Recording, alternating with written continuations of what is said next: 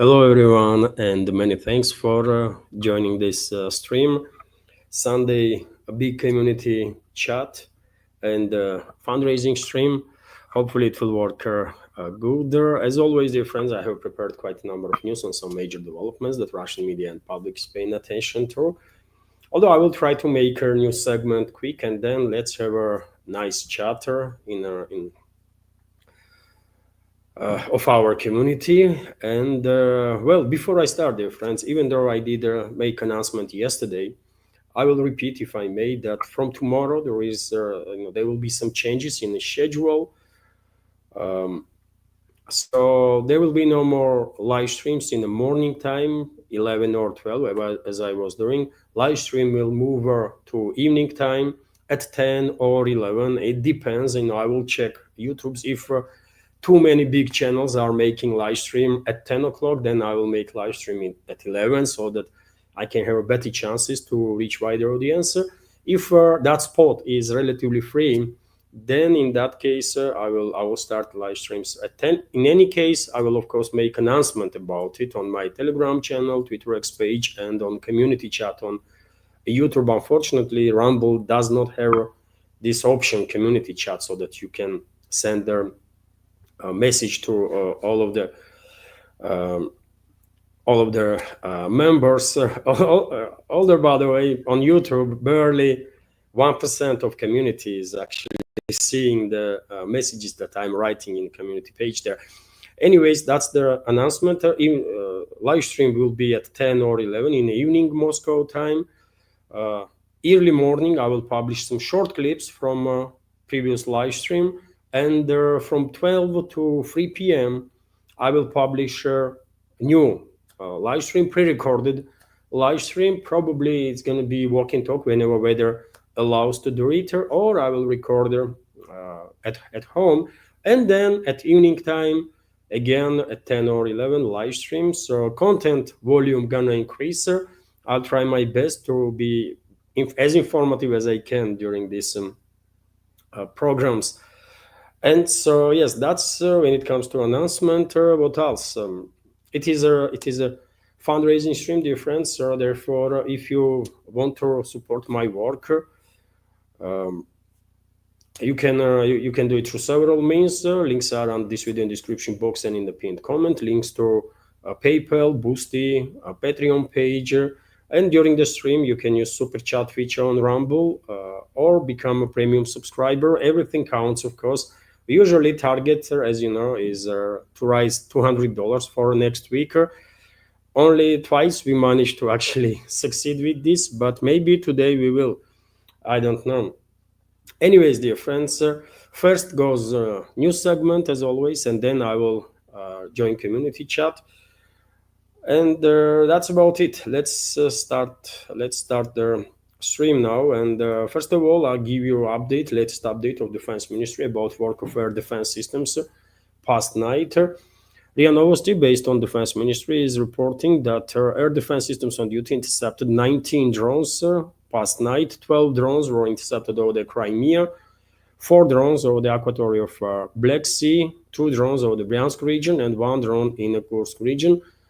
Relatively low intensity when it comes to these long-range strikes that Western-backed terrorist regime of Zelensky conducted with assistance of NATO. Although yesterday, you remember, I reported that about 150 drones were intercepted at night, and during the day, Russian media reported about casualties among civilians as a result of that yesterday's strike. For example, 4 people were killed in Ukrainian drone raid on Russia, on one of the Russian regions. Local governor reported. So 4 people were killed and 1 more injured in a Ukrainian drone attack on Samara region in southwestern Russia. Local governor Vyacheslav Fedorishev has stated the drone targeted fuel and energy facilities in the region. Early on Saturday, Fedorishev wrote on Russia's Max messaging platform.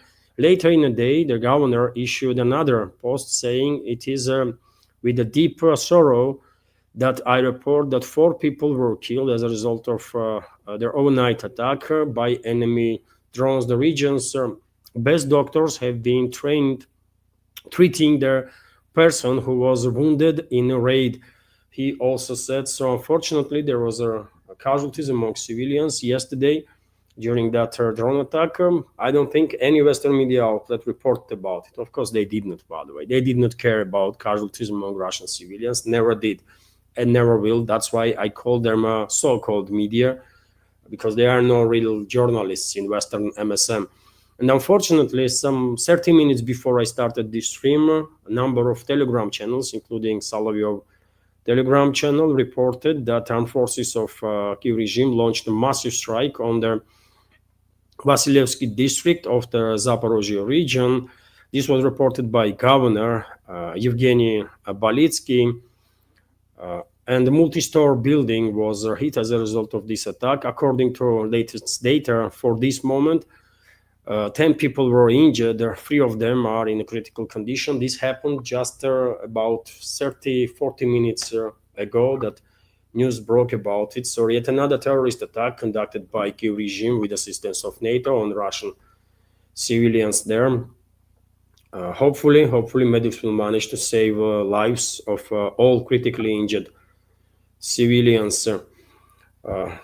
Also, dear friends, as you know, past several days, topic of alleged Russian incursions into NATO space is become something of something that causes meltdown all over the collective West in the so-called media among so-called public figures.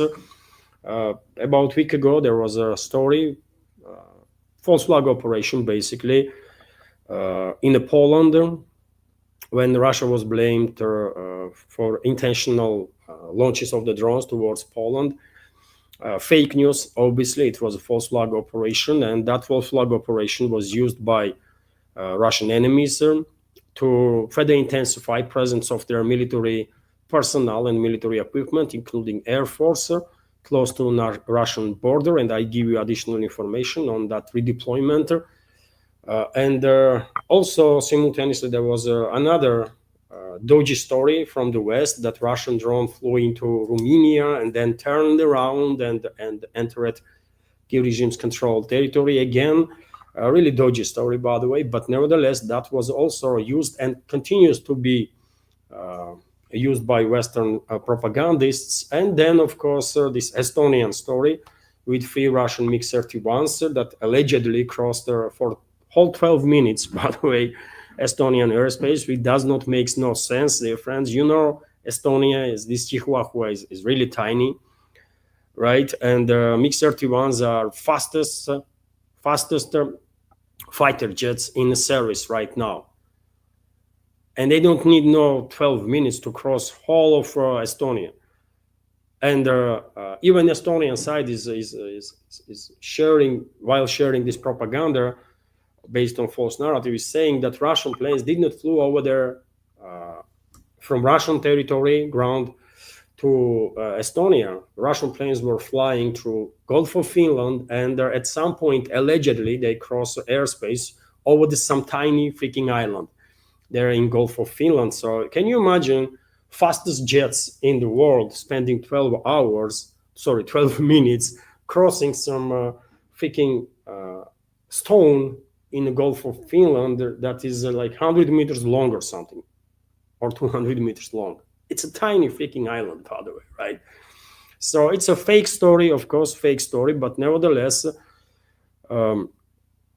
Western propaganda continues to manipulate with this information, escalate rhetoric against Russia, and they are preparing ground, by the way, for next phase of escalation while doing so. But nevertheless, we have defense ministries respond, Russian defense ministries respond on that. I shared information yesterday, but nevertheless, because this topic is still actively used by the West to further push anti-Russian hysteria, I think it is important to share statement of defense ministry. So on September 19, 3 MiG-31 fighters completed the scheduled flight from Karelia to airfield in the Kaliningrad region. The flight was conducted in strict compliance with the international airspace regulations and did not violate the borders of the other states, as confirmed by objective monitoring, the Ministry of Defense said, and their friends, Russian enemies did not provide no evidences of these planes crossing border. And by the way, it's if they actually did cross the border, it is easy to provide evidences, isn't it? The US constantly has satellites over the, not just Russia, but whole Eurasian continent. There is a radars, right? And if they were tracking these planes, let them provide their evidences that at this point and at this point planes were in airspace of Estonia, but they did not.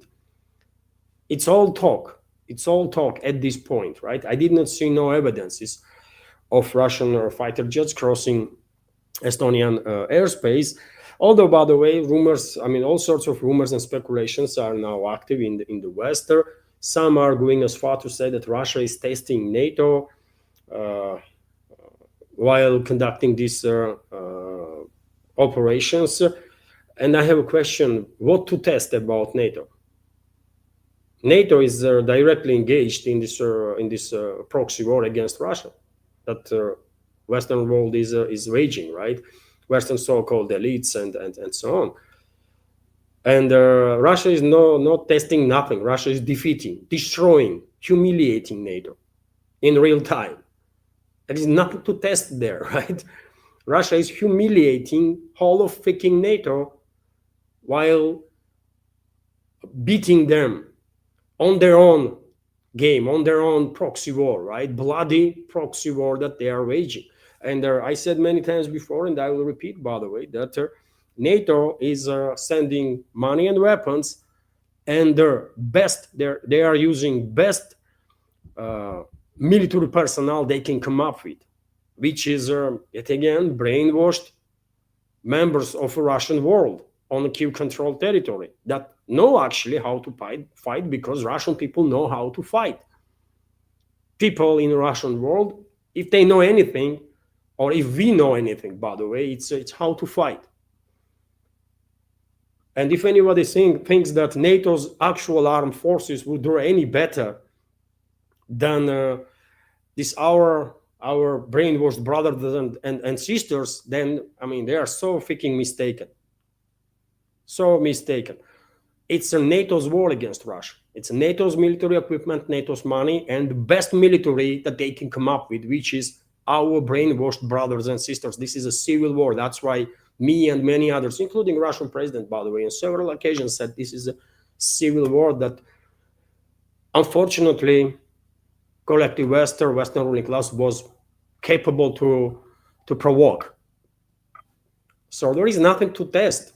We are defeating NATO, and we are humiliating NATO on the world stage. It's just factual, right? And it's only a matter of time when NATO will capitulate.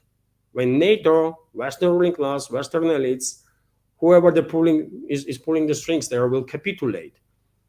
It's just a matter of time, man. That's all it is, right? So don't fail to this Western propaganda that Russia is testing NATO. What to test, man? We are beating them in actual fight. There is nothing to be tested. Anyways, dear friends, as I said, there's all sorts of speculations, all sorts of calls for further escalation with Russia, and some so-called politicians in the West, some public figures are going as far as to call for a Russian, kinetic force to be used against Russian planes. Let them try. By the way, and well, they're gonna find out. They're gonna find out hard way, right? How wrong they were. And as an example, I can give you a statement of Lithuania's defense minister,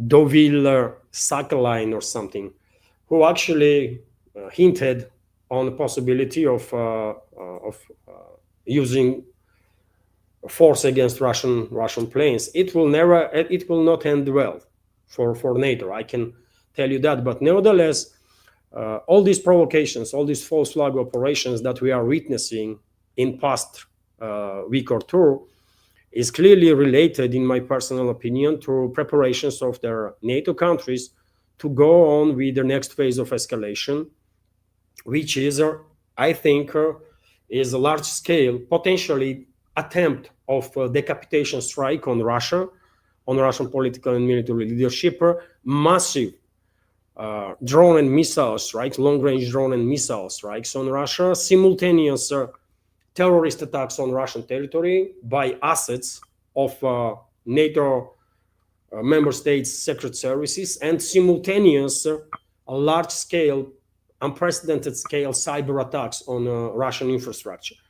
They're gonna come up, they're gonna launch this combined offensive on Russia, and scale, I'm afraid, will be such that Moscow will have no option but to strike back, and strike back not just on Kiev-controlled territory, but on military and potentially logistical assets of the NATO member states that will be directly engaged in this proxy war. So that's what they are preparing for. That's for what they are coming up with this all sorts of false flag operations, and they are using these operations, false flag operations, as justification to deploy more and more military personnel, and first of all, Air Force, by the way, planes, right? We should keep in mind that already before these false flag operations, there was a significant number of not just Polish planes ready to take action, but also other NATO member states. And now, after these false flag operations, more and more countries deploying additional planes to Poland. And we should also keep in mind that there is also presence of NATO Air Force in Romania, in Bulgaria, in Romania, right? Also in the Baltic states. And overall, by the way, at any given point, NATO may come up with about 150 planes that can launch, let's say, 2 cruise missiles each. Right? That's what they do, by the way. They are increasing number of their planes because we all understand the regime itself has no enough planes in its inventory to launch massive cruise missile long-range strikes deep into Russia. They just cannot do this. But what NATO is preparing is they're gonna use all the planes that they have now close to Russian border and Belarusian border. They're gonna use these planes to launch all these missiles, and then they will say it's not, that's their game plan as far as I can tell, and they will say it's not us, it's the regime. We didn't participate, but this would not work. This will simply would not work, right? And that's why I'm saying Russia will retaliate if NATO will dare to go ahead with this provocation, unprecedented scale of their act of war against Russia. In that case, Russia will retaliate, and that's going to be beginning of the end of the modern Western world as we knew it. One might even argue something big is going to happen in that case. And on this matter, dear friends, I shared. I don't know if I shared on my Telegram or not this information, but it is reported on a number of Telegram channels that 2 additional British Eurofighter Typhoon fighter jets joined their Eastern Sentinel mission in Poland, or Eastern Guard or something mission in Poland after several drones entered their area. Thus, at this point, what publicly was announced, the number of NATO aircraft in Poland increased by squadron, 2 from UK, 4 from Germany, 2 from Denmark, and 3 from France. But this is, by the way, what they officially said. This is what they officially stated, right? In reality, number of NATO planes on the border with Russia at this point, if we include, and of course we have to include Air Force of Poland itself, Air Force of Romania, Bulgaria, Baltic states, and their NATO fighter jets on the Baltic states that are stationed there. Overall number could be 100, 150, maybe more, potentially even more than that. So if each will carry 2 cruise missiles to launch, then you can see the picture, isn't it? It's going to be probably largest ever simultaneous launch of cruise missiles at any in history, basically, right? Yet again, if NATO, if Western elites will dare to go ahead with this next phase of escalation against Russia. So that's what this all about, dear friends. They are increasing presence of their military capabilities on the Russian border in order to prepare as much as they can for this assault on the Russian Federation that they have planned. And that's why I'm saying, man, the societies in the West, I mean, if they are capable to wake up, they should do it now, because maybe in a couple of days' time, it's going to be just all over, right? It's going to be just too late. And on the topic of preparations of the West to escalate with Russia, well, Finnish leader, by the way, Stab, is once again making some statements, tries to threaten Russia, right? So he stated that Europe is ready, basically, for military escalation in Ukraine. And by the way, one should ask, why Stab, this Finnish president, is this active? Why Finnish president is this active? He is freaking nobody, right? He is not head of NATO. He is not a head of major European military power.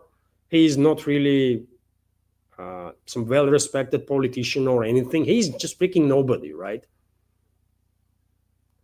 And Finnish, this so-called president, literally on every other day does make some statements that it's based on his rank. It's way beyond his rank, right? And why is that? Question is, why is that? And maybe, by the way, that is because Finland might, and Finnish airspace, Finnish territory might be used for direct attacks on the Russian Federation. That's maybe what is happening, and that's why Stab he talks too much, because probably he is informed about whatever plans NATO has for this next phase of escalation with Russia, and probably they are sacrificing Finland too. And well, Finnish people, wake up if you can. Wake up, man, until it's too late, because something is going to happen in regards to Finland too, right? They might force Russia to use extreme force during the retaliation, and it's not gonna be pretty, man. It's not gonna be pretty. I said Russia tried hard to avoid next phase of escalation. Russian leadership did everything they could to basically call to the adequacy of the Western so-called elites, but it did not work, right? It did not work, and it seems like next phase of escalation is absolutely inevitable, and it's gonna be very big, man. It will change the world. That's what we're gonna witness in very short time, I think. And let me give you some details of statements of this Finnish president. So Alexander Stubb admitted that the European Union does not intend to take Russia's interests into account when developing security guarantees for Ukraine. Okay. For me, and this is quote, for me, it's not a question of whether Russia will agree or not. Of course it won't. But that's not the point. In an interview with the Guardian, Stubb stated that their security guarantees being discussed for Ukraine would only come into force after their agreement was concluded between Moscow and Kyiv. This is false narrative that they are pushing, by the way. In reality, they're not going to wait for no end of hostilities, man. They are going to go ahead with the next phase of escalation in a very short time. But he also stressed that Russia would allegedly have no veto power over their format, responding to publication's question about whether these guarantees signify European countries' readiness to participate in a potential military escalation in Ukraine. Stubb added that this is the essence of the security guarantees. So you see, dear friends, little by little, They are beginning to acknowledge that yes, they are preparing European countries, European armed forces for direct war with Russia. That's what their goal is. Because globalists, once again, your friends, globalists know perfectly well that only chance they had to maintain relevance on geopolitical scale is to have resources, right? And they have not. And only, their calculus was that they're gonna attack Russia, they're gonna provoke this war, they're gonna crumble Russian economy, conduct regime change, destroy Russia, divide Russia, and then grab their whatever resources Russia has, right? And that will give them, in their sick mind, capabilities to for sustainable growth, right, and to maintain relevance on geopolitical scale. So for globalists, for Western elites, especially for European elites, this is an existential struggle existential fight that they are engaged in, right? And because they are realizing that they are losing the war, they are becoming more and more desperate. And there seems like they are preparing final assault. They are going in completely, right? They are going in completely, and that's why I think they are preparing some unprecedented scale of attack on Russia. They're gonna lose 100%. By the way, they might cause some harm to Russia, unfortunately, but they're definitely not gonna destroy Russia. If anything, Russia will destroy them in retaliatory strikes. So that's how it is. That's how it is. And as I said, Europeans should wake up. By the way, Europeans should wake up because globalists are sacrificing their lives. Globalists are sacrificing all of them potentially. That's what is happening. And globalist control regimes are in Europe, including in Finland, by the way. Meanwhile, Zelensky, puppet of globalists, in Kiev seems to be unhappy, especially with American side for whatever reason. He wants more money, by the way, and therefore reports are that he will be in New York in next week, and he gonna ask for more money and for more weapons during their talks with the Trump. Allegedly, such a meeting between Trump and Zelensky already been scheduled on the sidelines of UN General Assembly that will take place next week. So I don't know, man. This Zelensky is really. I mean, he's an actor. He's acting. Okay, we'll understand that. But in his acting, he's just becoming too inadequate, even in acting, by the way, right? Because U.S. and other NATO member states are doing whatever they can, basically, right? They only weapon they did not give Zelensky is nuclear weapons. Only weapons they did not use yet against Russia is nuclear weapons, right? US sent tanks, infantry fighting vehicles, armored personnel carriers, artillery, multi-launch rocket systems, tactical missiles, cruise missiles, shells, artillery shells, everything, right? Planes, by the way. US directly did not transfer planes from its stockpile, but without US authorization, of course, Denmark or Netherlands could not be able to transfer US-made F-16s to Kiev regime, right? We all understand that.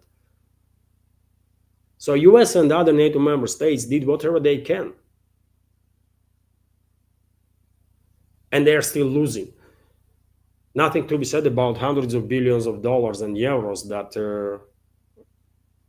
already was stolen from Western taxpayers to prolong this proxy war that the West is waging against Russia. So what Zelensky, I mean, what the hell he gonna tell to Trump?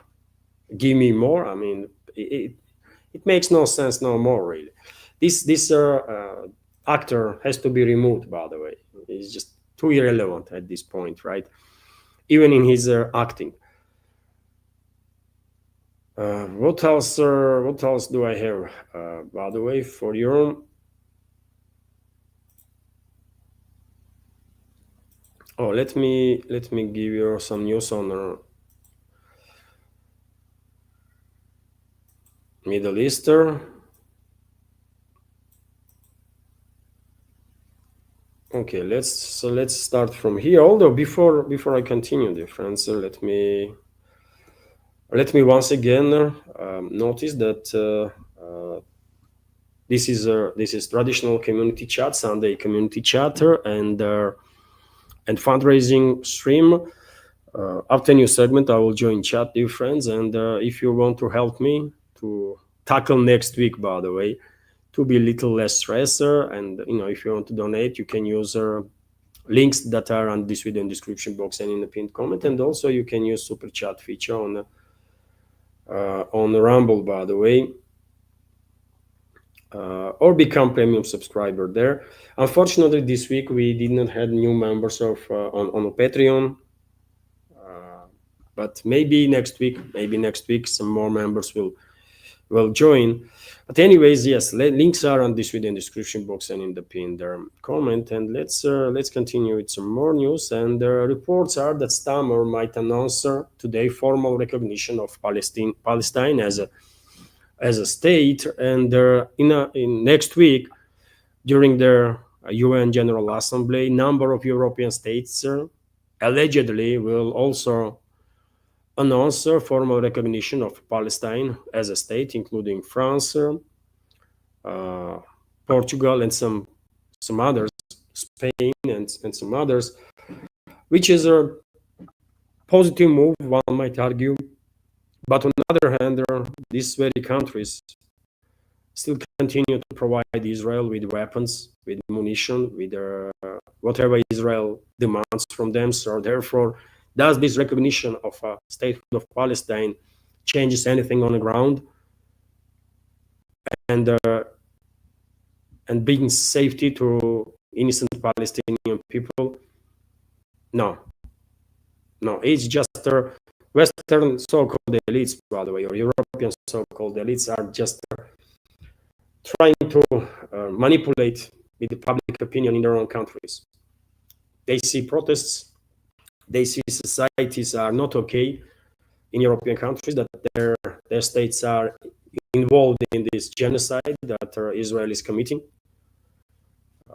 And due to these protests, Stammer and Macron and all the others, by the way, were forced, basically, some might argue, to take this step to formally recognize Palestine as a state. But if you ask, are these countries also stopping cooperating with Israel in military terms, in any way, shape, or form that assists Israel to continue its war crimes and crimes against humanity? The answer is no.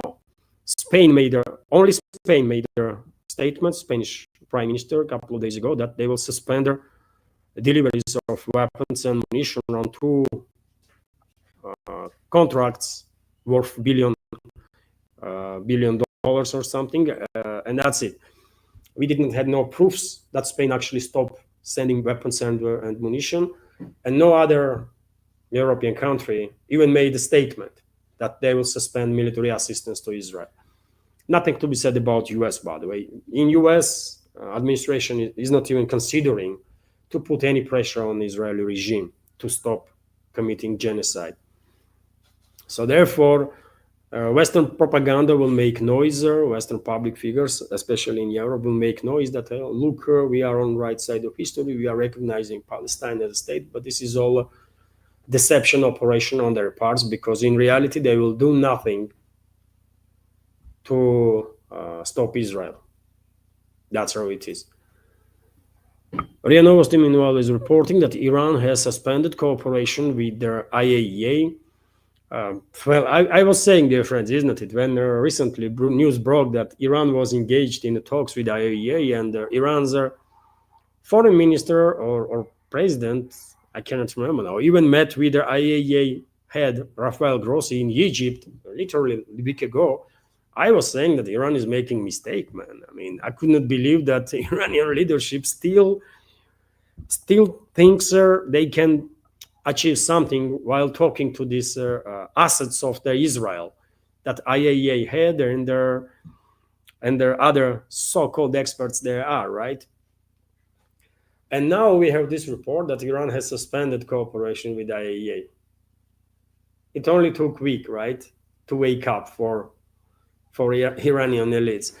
Okay, Iran's Supreme National Security Council has decided to suspend cooperation with IAEA following the UN vote on sanctions against Tehran. The local state broadcaster IRIB reported due to their actions of the European countries, cooperation with the IAEA will be suspended, the Security Council said in a statement. And yet again, I mean, why they were engaged in the talks with IAEA again after all the accusations of this Israeli, US, and British tool that IAEA has become, after all accusations that Rafael Grossi and a number of other elements from this organization basically play role, not last role, some key role, by the way, to give Israel and US justification for their attacks on Iran.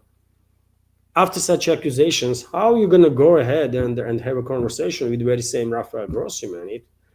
Have some self-respect, for God's sake, man. That's what I would tell to Iranian leaders, man. Have some self-respect. Don't embarrass yourself, right?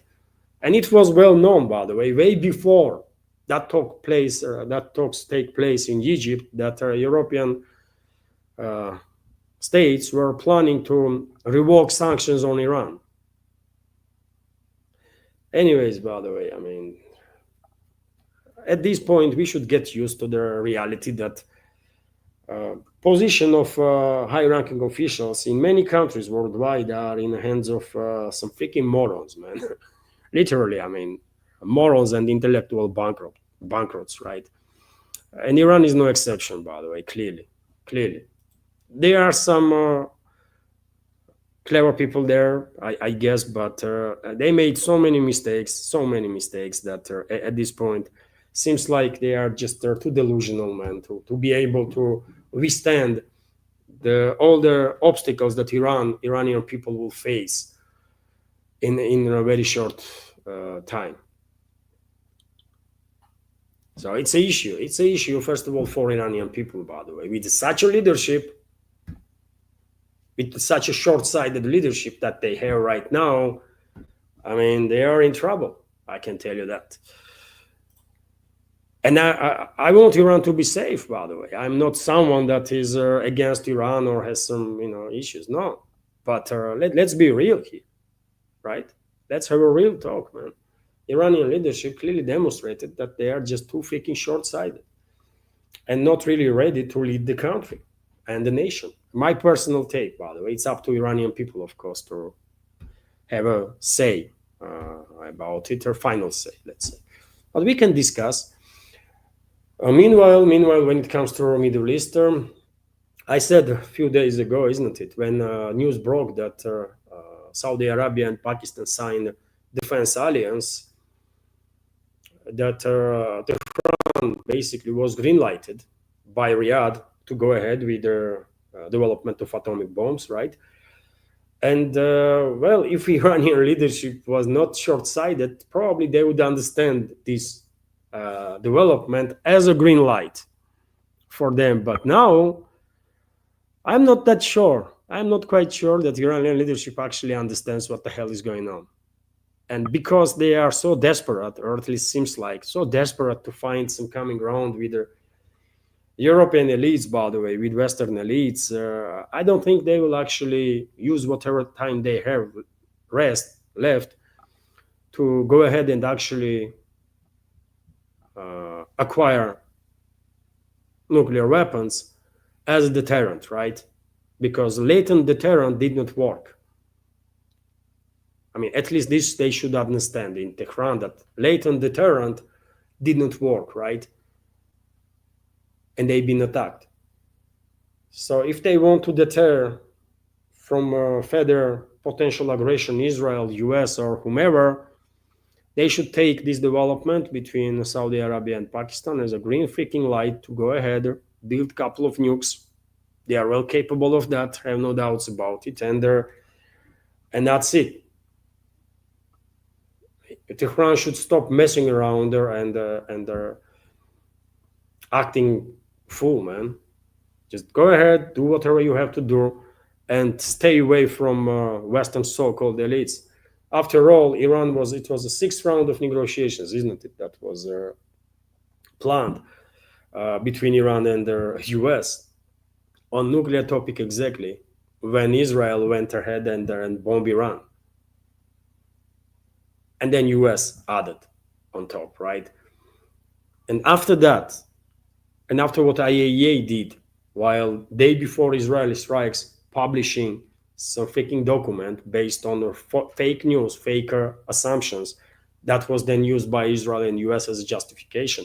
After that, Iranian leaders are still trying to find their like common ground with their Western assets, Western representatives. I mean, come on, man, what the hell?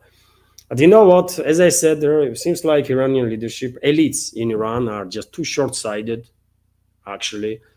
And I don't think they will use this opportunity that they have. Otherwise, by the way, I mean, Saudi Arabia would be I'm absolutely against Iran becoming nuclear country. But now they have a nuclear umbrella due to agreement with the Pakistan, right? And Riyadh is a arch rival, basically, of or used to be arch rival of Tehran in the region for a number of reasons. And Iran has a green light from Riyadh. But will they use this opportunity? I don't think so. And they have very little time, by the way, because Israel and US are preparing. Israel and the US are preparing, and the globalists too, by the way, are preparing to provoke, to continue escalation in the Middle East, to attack Iran again, and to provoke regional war there. So Iran has very little time if they will actually read the big picture correctly, and anyways, let me continue. Netanyahu, meanwhile, wants Trump to put pressure on Egypt. Axios is reporting Netanyahu wants military buildup of Egypt in Sinai Peninsula to scale back, calls it a significant point of tension, and well, probably US will US officials will make calls to Egyptian leadership, and they will de-escalate. They will de-escalate. They will remove troops from Sinai, whatever troops they have there. Egypt alone definitely not going to do nothing against Israel, but due to actions of Israel itself, by the way, they dig their grave for themselves. Israeli fascists, basically, with the crimes that they committed against humanity while killing tens of thousands and hundreds of thousands of civilians, innocent civilians, they dig the grave for themselves, because eventually they will end up being,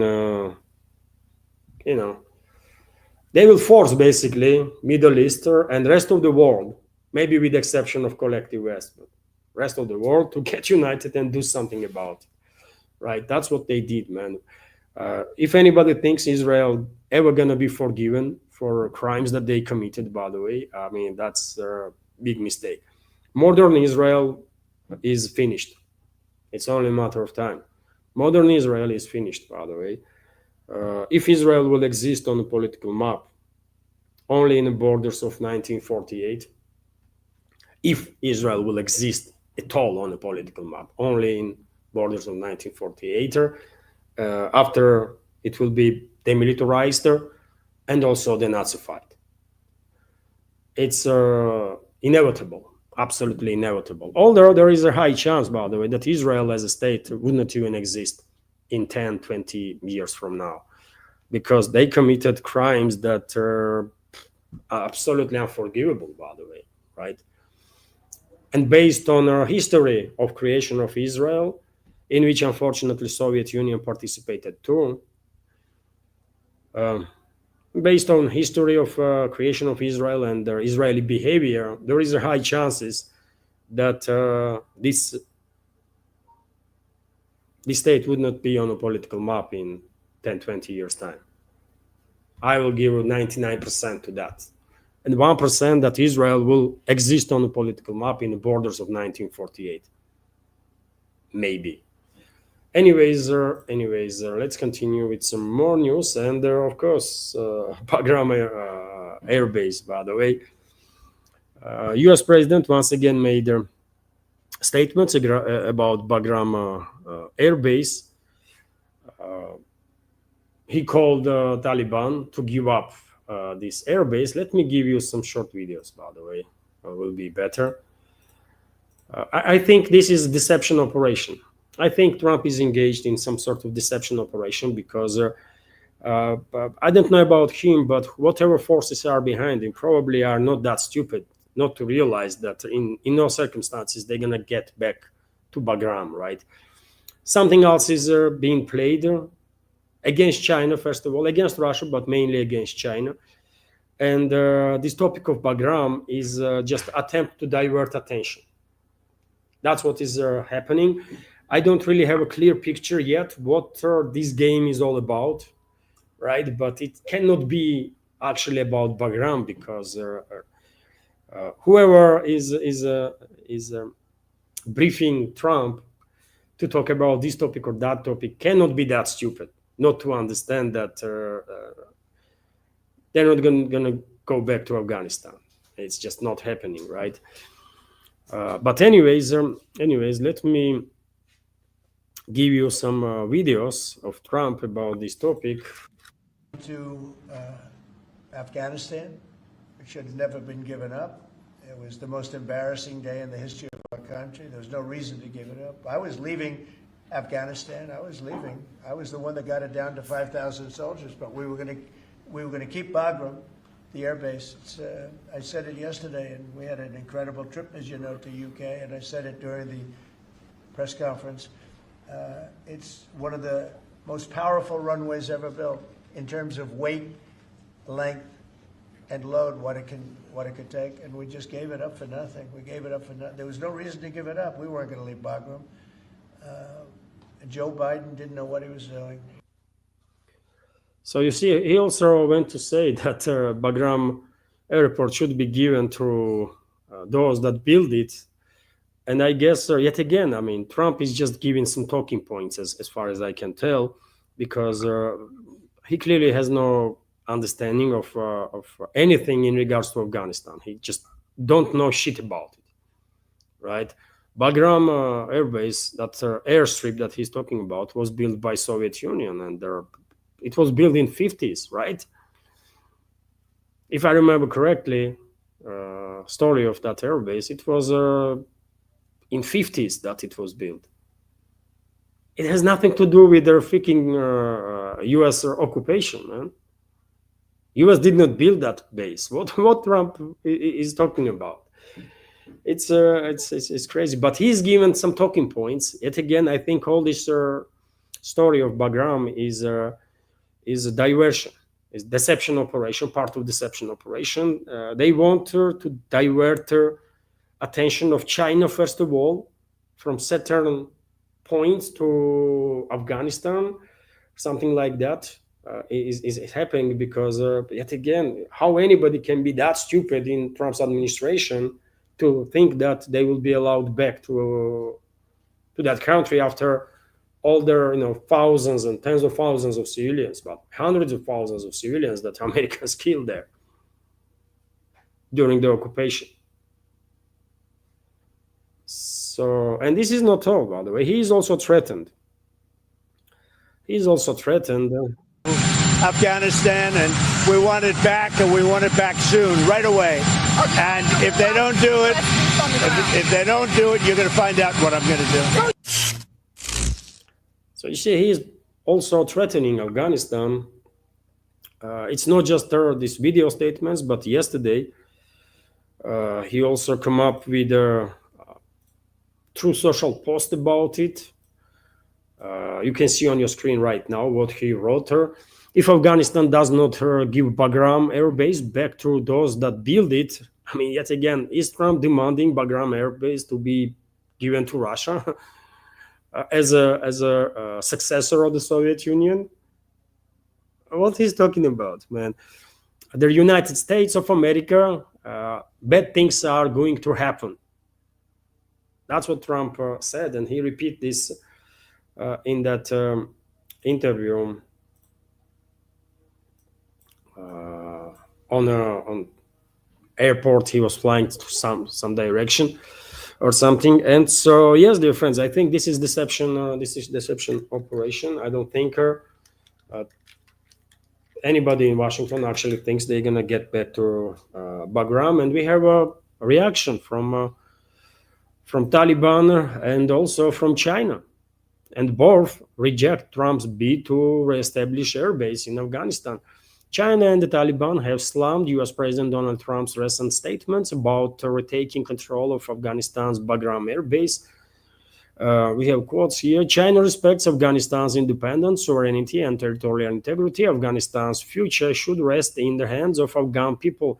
Chinese Foreign Ministry spokesperson Lin Yan said in response during the briefing on Friday, stirring up tensions and the confrontation in the region will not be supported, he added. And of course, not just China, by the way, but also Russia, Iran.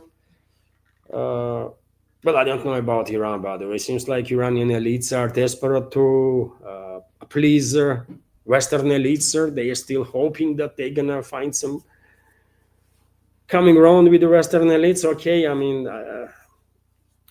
okay, maybe not Iran, but China and Russia, some other countries will definitely talk to Taliban and will express the position that presence of U.S. militaries in Afghanistan would not help relationships between Afghanistan and Russia, Afghanistan and China, and some other countries. And I'm quite sure, Taliban government understands what should be their priority or priority of Afghanistan if they want to achieve anything in the country, right? They need Russia and China. They don't need US for anything, literally. They don't need US for anything. They don't need Europe for anything. China and Russia can provide with all the technology, all the knowledge, all the investments that they might need it. India, BRICS member states, by the way, BRICS and Shanghai Cooperation states will do the job, right? So yes, we will make it clear that no US bases are acceptable there. And Taliban, I think Taliban is already on the same page, because they also rejected, in their official statement, they also rejected claims of Trump about Bagram. They said, no, thanks, no, stay away from us. That's what Taliban's position is. And dear friends, of course, as I said, this is a deception, part of deception operation. I think US tries to divert attention of the Chinese and Russian leadership, first of all Chinese, from some other areas, but this game that US is engaged, by the way, can be played by other parties too, and China is becoming quite good in these geopolitical games, right? And China is responding to threats that US is generating against China and against stability in the global South. In past, we have seen regime changes and destabilization attempts in quite a number of countries in the global South, isn't it? In the Pacifics, and China is responding.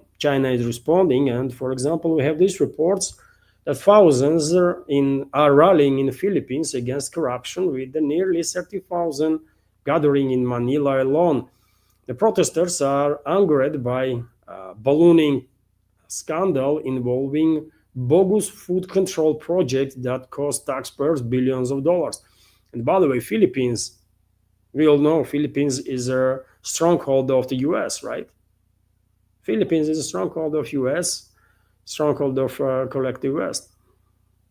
And who knows? As I said, other countries also know how to play these games, and maybe Chinese will use their soft power to encourage Filipinos to rebel against their corrupt regime, right? because after all, let's be real. I mean, Philippines will benefit with their close cooperation with China much more than with cooperation with US, because Philippines were a colony of US. I mean, since forever, and what they benefited, how they benefited, how anything, something, no, no. It's always the same story, by the way. Any colony you take of the collective West countries, they did not really benefited much while being colonized, right? All of them are poor, all of them are destroyed or on edge of total destruction. None of them are prosperous. Maybe with two exceptions, right? Germany and Japan. And Germany and Japan is a little different story, right? They are occupied countries, officially occupied countries, right? But rest, take a look at the Asia, by the way. Take a look at the African continent. Take a look at the Latin America. Which country is prosperous? Which former Western colony or current colony of the West is prosperous? None, literally none, by the way, right? So it's quite telling. And yes, China can play this game too. And I'm not saying that behind this unrest in Philippines is a Chinese soft power or whatever, or anything related to China, but could be, right? So yes, if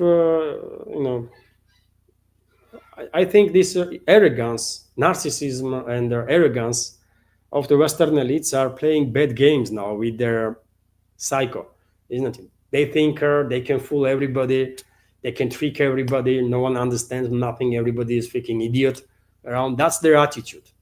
While in reality, I mean, they are so freaking mistaken, isn't it? They are so mistaken, man. And they are losing. That's why they are losing, man. In every field, literally in every field, by the way, West is losing. And why? Because of these psychopathic elites that they have.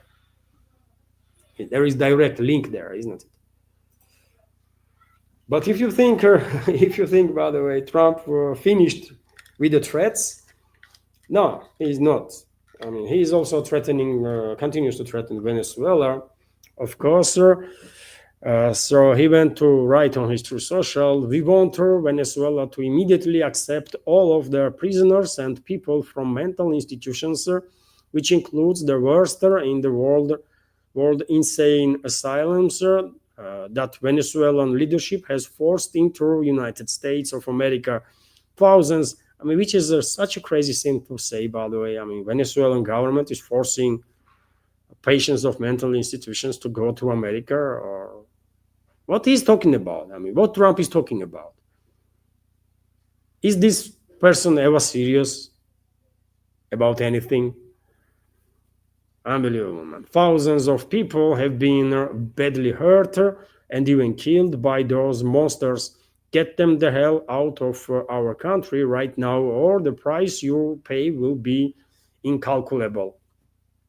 Okay, he's threatening Venezuela. What should Venezuela do? Send its militaries or police force in United States and run around some gang members that might have some roots in Venezuela or might be our citizens of Venezuela? What Trump is talking about? Arrest those illegals, put in a plane, send to Venezuela. That's all you have to do. And Venezuela will then take care of them from there, right? I mean, it's crazy, by the way. It's crazy. Everyone understands, I guess, that this scheme of drug trafficking and stuff in regards to Venezuela did not really work, right? And Trump and his team will work now on some additional narratives, right, to somehow justify assault on Venezuela and regime change attempt there. And yet again, I mean, if Venezuelan people are against recolonization by US, then they will fight. They will fight, and I don't think US militaries are capable of defeating Venezuela in that case, or people of Venezuela. So Before making some moves, U.S. military should actually learn what kind of sentiments are dominating in Venezuela, what people think. Because if Venezuelans are, no matter their attitude towards the government, but if they are against recolonization, then they will fight. And the US is in no position to conquer the Venezuela in that case. They might do some regime change and stuff, but they would not be able to maintain control, right? Meanwhile, the France task news agency is reporting that EU wants to limit Russian oil supplies via their Druzhba pipeline. Okay, so the European Union is considering imposing trade restrictions on the fuel supplies from Russia to Hungary and Slovakia via the Druzhba pipeline. Bloomberg reported this, citing sources.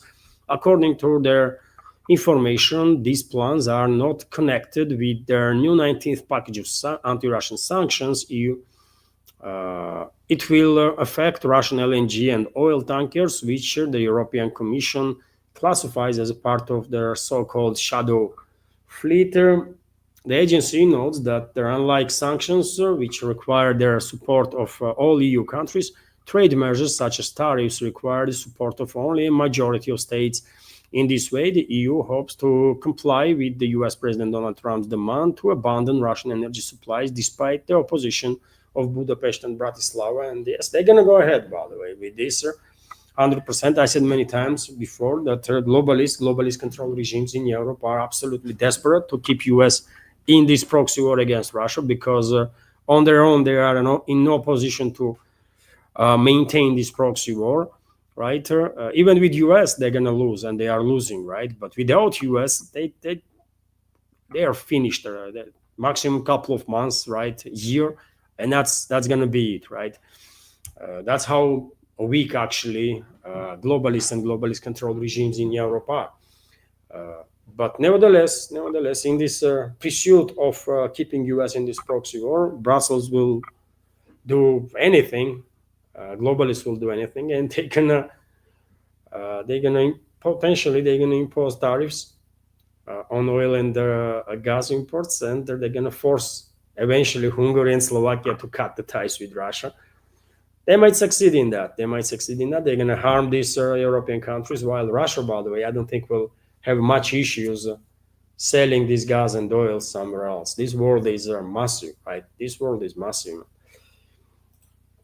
Also, while all this stuff is happening, while globalists and European elites are destroying European economies, pursuing some sickening goals, we have this reporter that Germany lost 125,000 industrial jobs in just 6 weeks, by the way. Volkswagen, Mercedes, ThyssenKrupp, Bosch, and Continental slash thousands as sanctions bite.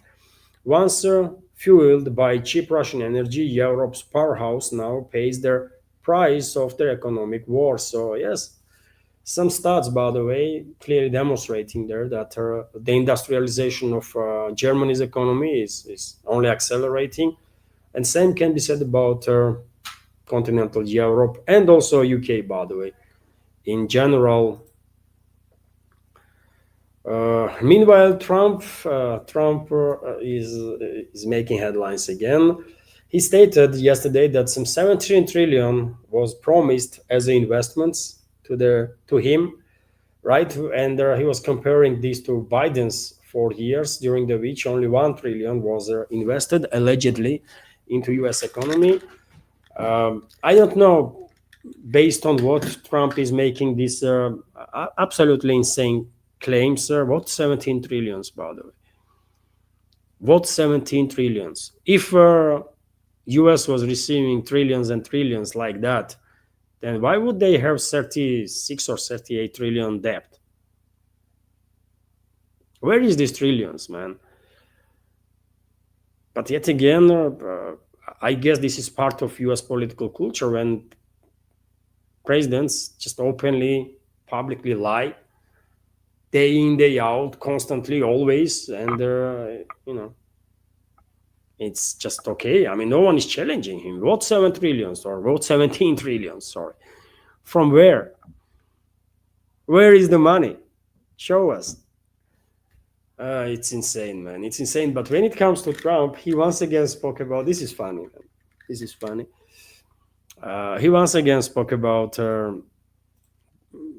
how great he is and how successful he is and how many wars he ended. And let me show you some short clip on that, dear friends. Are you gonna laugh on this? Look. Entire term of their office, all they did was kill people on the other side. And now they're sitting in my office, and they're at the Oval Office.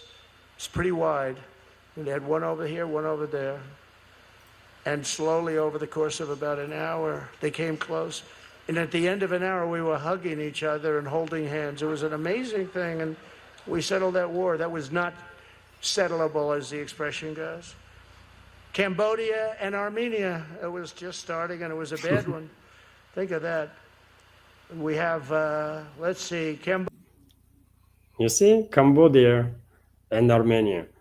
Earlier, it was Azerbaijan and Albania, right?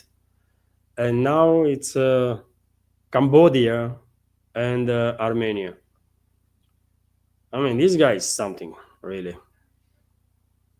Cambodia, Armenia, we have Kosovo, Serbia, Israel, Iran, Egypt, Ethiopia. That's a beauty. They built a little dam in Ethiopia that's like the largest dam in the world.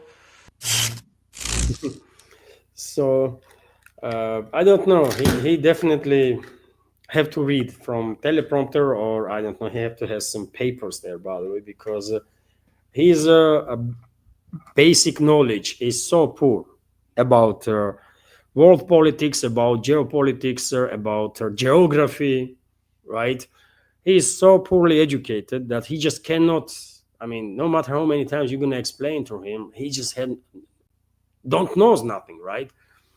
So he cannot remember. He cannot remember, by the way, that Cambodia is in global south, right? It's not southern Caucasus, by the way, right? And he also has to know that Albania is not southern Caucasus. And he has to, he just had no freaking idea, understanding of anything, really. Right? He just makes some statements, and then our whole world is kind of thinking, what the hell he is talking about there? So it's a shame, isn't it? It's a shame, and I don't know, man. If I was U.S. citizen, I would be very disappointed that president of my country is acting this poorly, right? And they're this poorly educated. But yeah, it is what it is, man. I mean, can we take seriously this person, really? I don't know. I don't know. Meanwhile, a couple of more news there, friends, and I will end the new segment on that. I reported earlier that according to Russian experts, central bank might drop interest rates to 15% this year, which will be good because I need to take a loan, and I have my personal interest there. Loans are too expensive, by the way, and I need to take a loan if I want to stay full time in this business of news and political commentary, because this project does not allows me to, at least for now.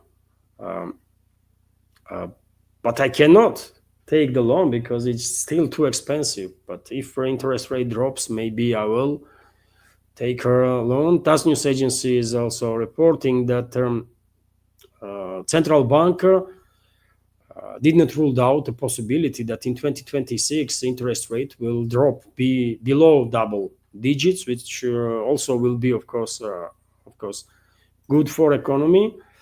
And that's for comparison, by the way, in Europe everything is in decline, right? And here in Russia economies are doing okay. interest rates dropping, despite all the pressure from collective West, whole collective West, by the way. Where are we standing, though? We are standing strong, right? And our spirit is unbreakable. That's the main point, actually. That our spirit is unbreakable. And also, we have a strong ground to stand on. I mean, economy is also doing quite okay. And dear friends, I will end the live stream on this report that the winner of the first Intervision uh, contest that was held here in Russia, by the way, was a representative of Vietnam. There was a massive show, massive final show, by the way, yesterday. I just watched some fragments, some episodes of it. Family members did watch it, and they said, I mean, this show was organized on a very good level, very good level. This is a sort of alternative to a Eurovision song contest. 23 countries participated, I believe, and unfortunately, representative of US and Australia, that person had a double citizenship or still has double citizenship, and the Australian government allegedly pressure her not to participate in this contest. And she was there, by the way, presented there, but probably through social media, through other means, she was harassed so much that she just break down. She didn't participate, which is what the hell, man? What Australian government is doing, man? This is embarrassing, right? But it was a great show. It was a good show, by the way. People enjoy it, right? I was never a big fan of Eurovision, really. Uh, and I'm not big fan of some musical festivals in general. If I want to listen some music, I will just listen to music that I actually like, not her whole freaking fester. But nevertheless, people are very different, right? And I may this might not be my cup of tea, but many others like the show, this type of shows, and it was a success. It was a big success, and next year Intervision will take place in Saudi Arabia, for example. So good luck to them with their organizing. But I mean, mark is bar is very high. Bar is very high. I've been shown a couple of clips by family members, and I was impressed, by the way. Visual side and their organization of their this final ceremony was good, really good, man. So yes, this is the news on which I will end a new segment. Hopefully, you did find the new segment informative and useful. And now let me join community chat. There was a super chat on Rumble, dear friends. I will start with that super chat, and then let's just have a talk about anything really. It's a Sunday, big community chat, so I will take my time while scrolling through comments, and I will try my best to be informative in the commentary. Once again, dear friends, if you want to participate in fundraising, and usually task is of this fundraising, Sunday fundraisings, is to reach $200 so that next week I will have some funds to rely on.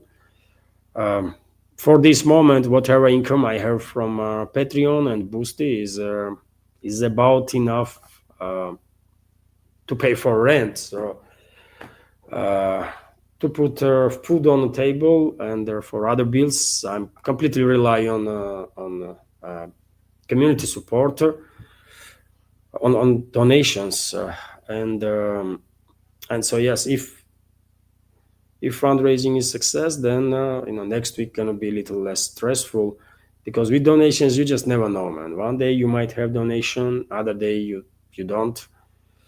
Sometimes several days might pass without donation. So yes, this is a quite a difficult business to stay in, by the way, especially when you are not that big of a channel, just a tiny one compared to big names, right? And when your channel is in shadow ban, yeah, it's something. Let me. Huh? Да, я вот сейчас покажу суперчат. That's a super chat, dear friends, from Dmodoscatter. Thank you very much for $5 donation, and comment from Dmodoscatter is thank you for your hard work. Thank you very much for your support and for your attention. Thank you. And yes, I mean, for now, that's all that we managed to fundraise. Let me scroll through chat now, and let's see if there is any questions for me here.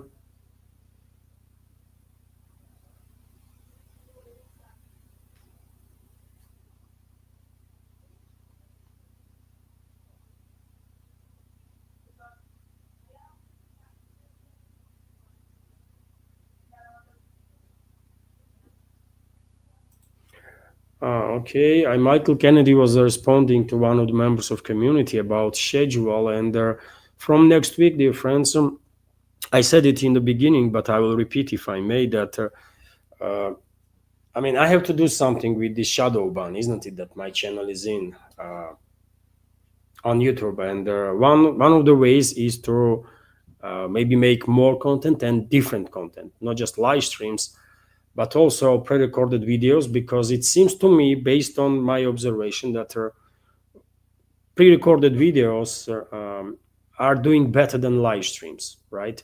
So I guess algorithm shows in recommendation pre-recorded videos more often than live stream videos, right?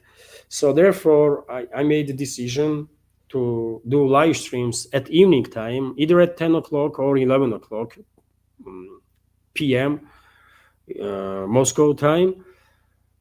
And then next morning, early morning, I will publish some short clips, couple of short clips from previous live stream. And then I will just go out, record a new update with all the new news that will be available at that moment after the live stream, right? I will publish that new update from between 12 and 3. I'm in Moscow, dear friends, so it is. I want these pre-recorded updates mainly to be walk and talk type of videos.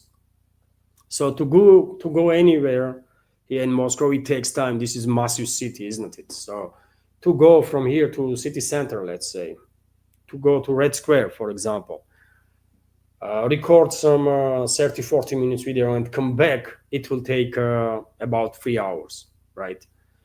So therefore, I'll try to publish pre-recorded news updates, walk and talk when possible, between 12 p.m. and 3 p.m. And late evening, again at 10 or 11, I will have a live stream with whatever other news will be available. So this way, I will have two main updates, one pre-recorded and one live stream, and also some short clips from a live stream, and maybe also from a pre-recorded video. Let's see how it will work out. But maybe these changes will help to deal with the algorithm, which is really super aggressive, by the way. And that's why I always ask, if you can, please like the video or leave some commentary, because I don't even know how else can we influence the algorithm. So yeah, so thank you, Michael, for explaining to a member of our community about the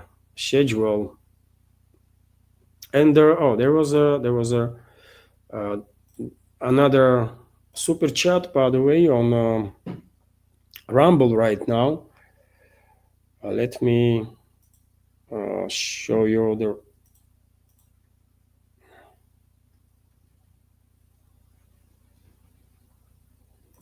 Let me share this super chat, dear friends.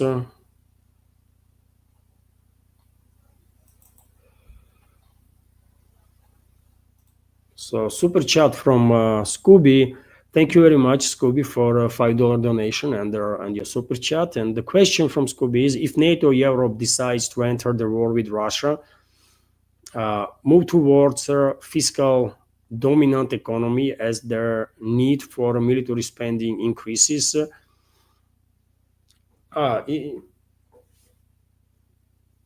You think we will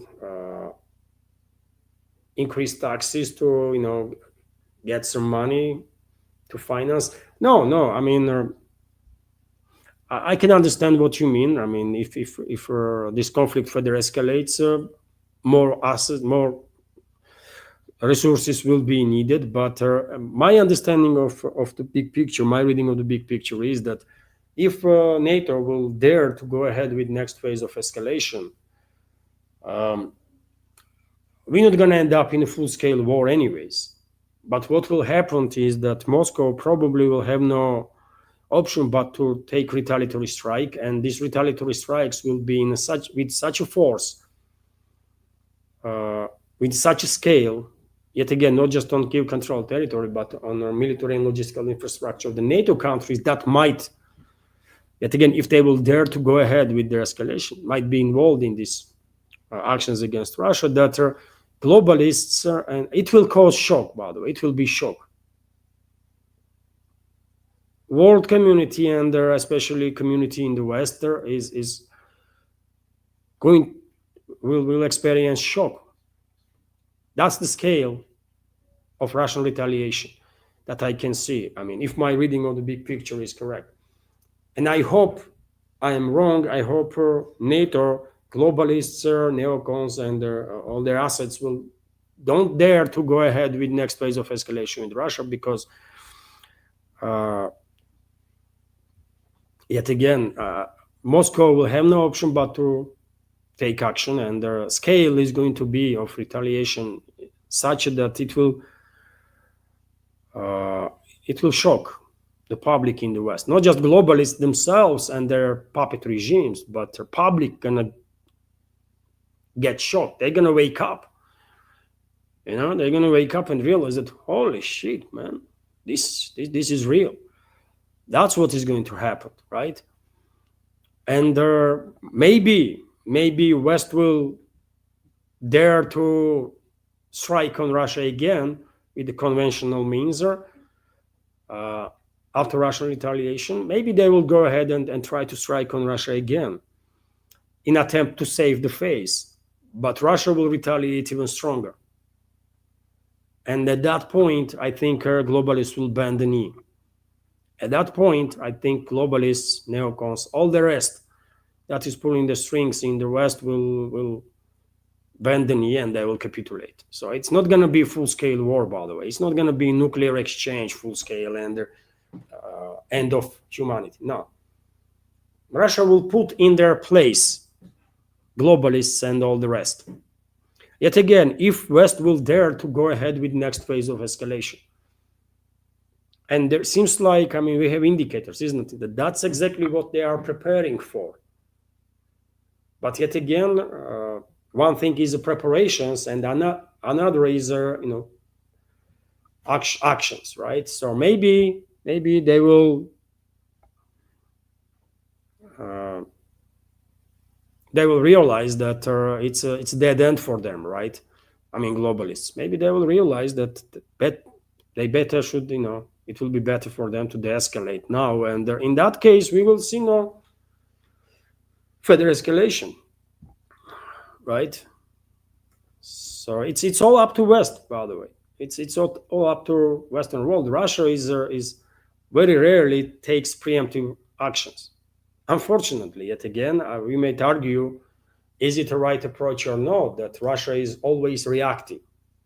Almost always, let's say this way. Russia is almost always reacting instead of being proactive, instead of taking some preemptive steps, right?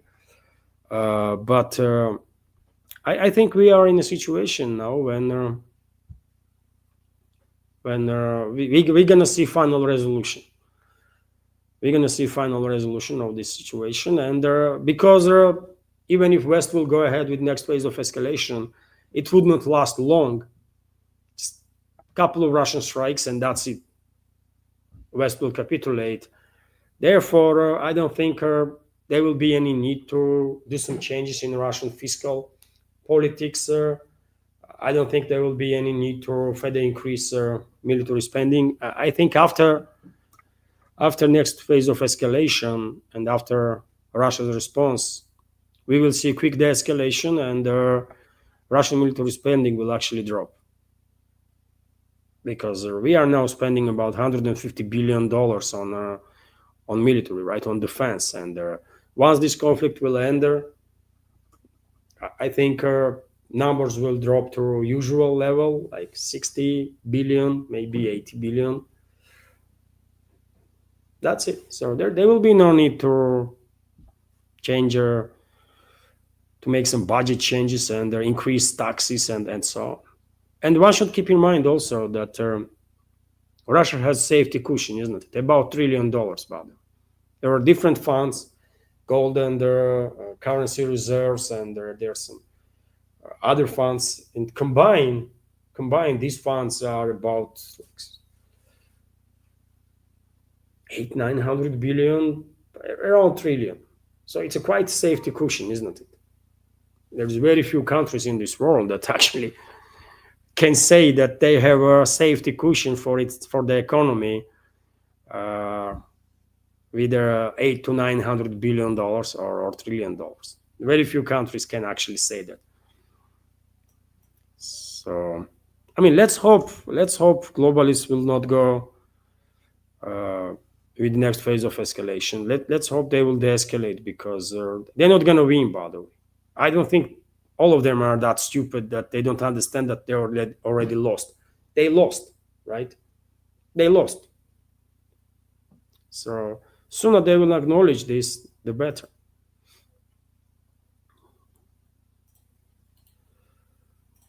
Another super chat, dear friends, on Rumble. Let me share with you this super chat.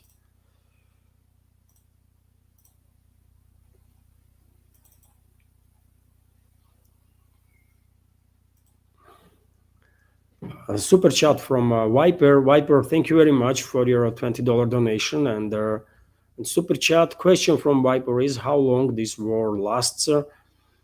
Well, that's a question for $1 million, isn't it? Probably no one actually knows. But yet again, if Western elites will go ahead with next phase of escalation, I think in that case, this war will end in relatively short time. Because then things will develop very rapidly. There will be Russian retaliatory strike. Maybe West will dare to strike back. Then Russia will strike, and at that point, all sides will realize that further escalation will provoke full-scale exchange, nuclear exchange, and there will be no other options but to de-escalate, right? So therefore, if West will go ahead with their next phase of escalation, I think before autumn, or before even not autumn, but before spring 2026, this war might be over. Mark my words, by the way. I mean, this is just a guess on my part, right? Because I cannot know, obviously, but this is my guess. If West will dare to go ahead with next phase of escalation, I think in next couple of weeks or before end of this year even, then I think this war will be over before spring 2026. If West will not go on next phase of escalation, if they will continue to pursue current strategy of transferring money and the weapons to Kyiv regime and their sacrificing residents of Kyiv-controlled territory without further enlargement in scale of this proxy war against Russia that they are waging, then this conflict could continue for another, I don't know, year, maybe even two, because yet again, we should keep in mind that on Kyiv-controlled territory, allegedly still are like 20 million people around, and territory is strictly controlled, and Kyiv regime and its NATO backers can forcefully mobilize another million people, right? They can mobilize literally everybody if decision is made, right? So in that case, this conflict might continue for another year or two. At some point,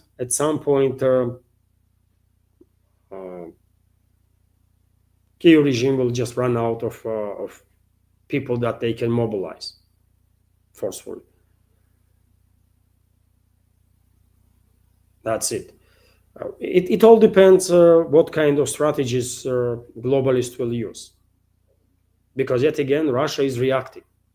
Russia is not, usually Russia is not proactive. It's, Russia is reacting always. And very rarely we are seeing some preemptive actions. On a bigger scale, I'm not talking about some tactical levels, right? I'm talking about general scales. So, but no one really knows the answer to your question. We can all speculate. I think if West will go ahead with escalation, then war will end before spring 2026, because Russia will retaliate and retaliate with such a force that West will just have no option but to back down. Western elites, that is. And probably we will all agree that Russian leadership demonstrated some unbelievable level of patience, isn't it? And restraint. And Russia was exercising just unimaginable level of restraint, by the way. Neither can you imagine US acting with this such a restraint ever? If we turn the situation, and if Russia is waging proxy war against US and using Mexico, or if China is doing this, if China is using Mexico as a proxy and fighting US, can you imagine US political class, US leadership acting with the same restraint as Russia? No, man, no. Probably US would use their nuclear weapons in the very first hour. Most likely they will use nuclear weapons in the very first hour, and they will turn Mexico into radioactive desert, all of it. That's what US would do. And barely anybody has any doubts about it, right? So, scale or level of this restraint and patience of the Russian leadership is truly unprecedented. Wow.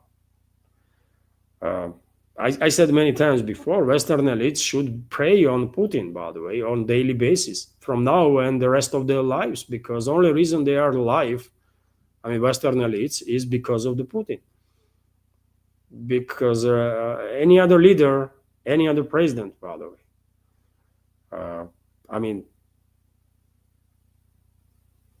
there is a high chances that other leader could be much more, how should I say, much more radical in its decision-making process, right? I think radical is the correct word. So some other leader could, so yes. Maybe we all should be grateful to Putin, by the way, that we are still alive. Not maybe, for sure, by the way. Because if instead of Putin, some other person was Russian president and began using nukes left and right, including on our NATO member states that are engaged directly in this war against Russia, then the world would be finished by now. And all of us, too.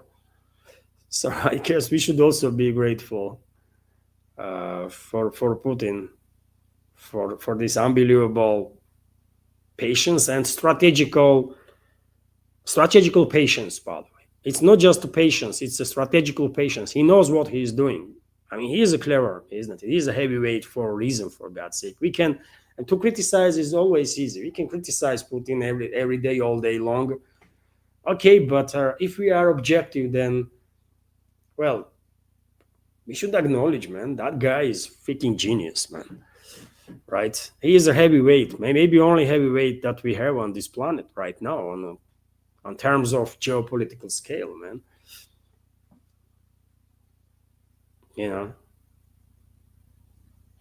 I don't know. You might disagree with me, dear friends. It's also fine, but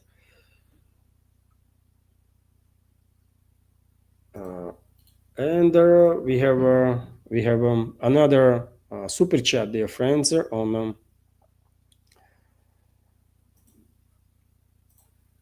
Rumble. Let me highlight, dear friends, this super chat.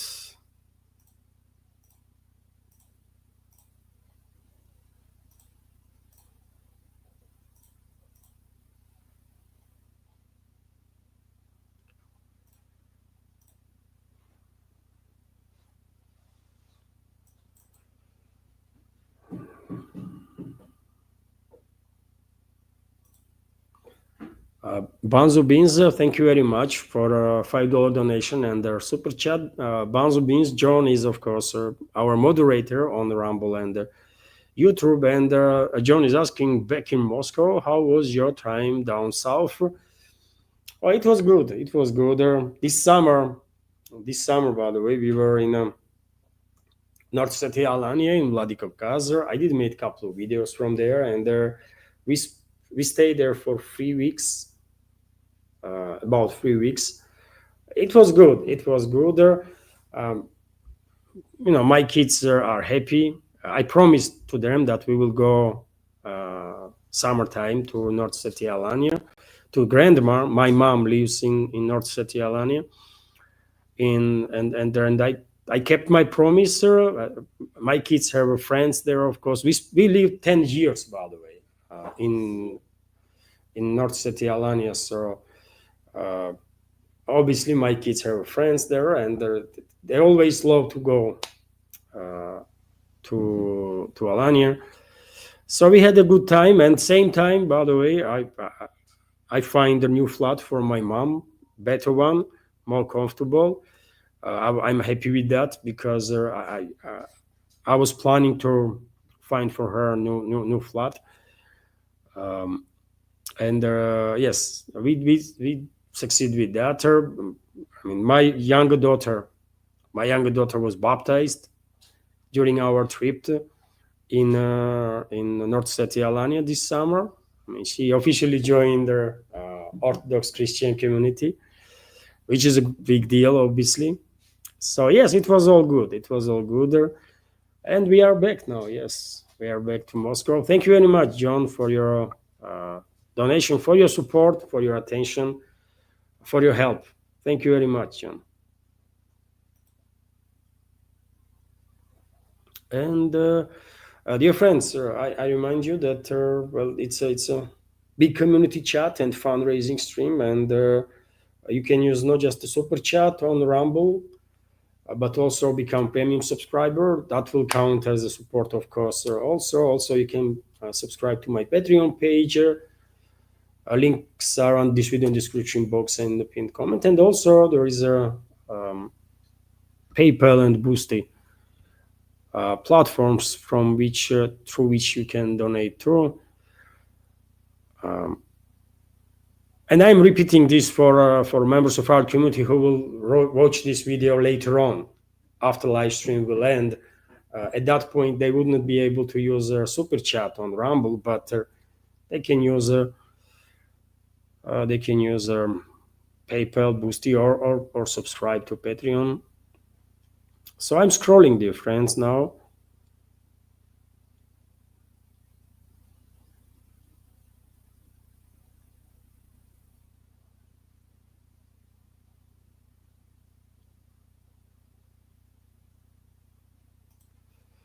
Alexander G is commenting, really looks like NATO is all in on this. They just can't give up on the project Ukraine. Trump, USA, not so eager.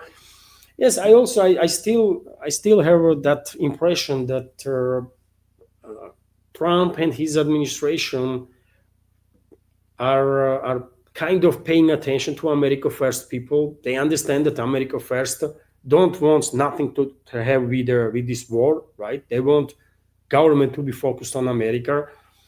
And I also have impression that because of this opinion among America First people, maybe Trump and Rubio and others are not that keen actually to stay in this proxy war against Russia. But on the other hand, facts. I mean, we need some facts, isn't it?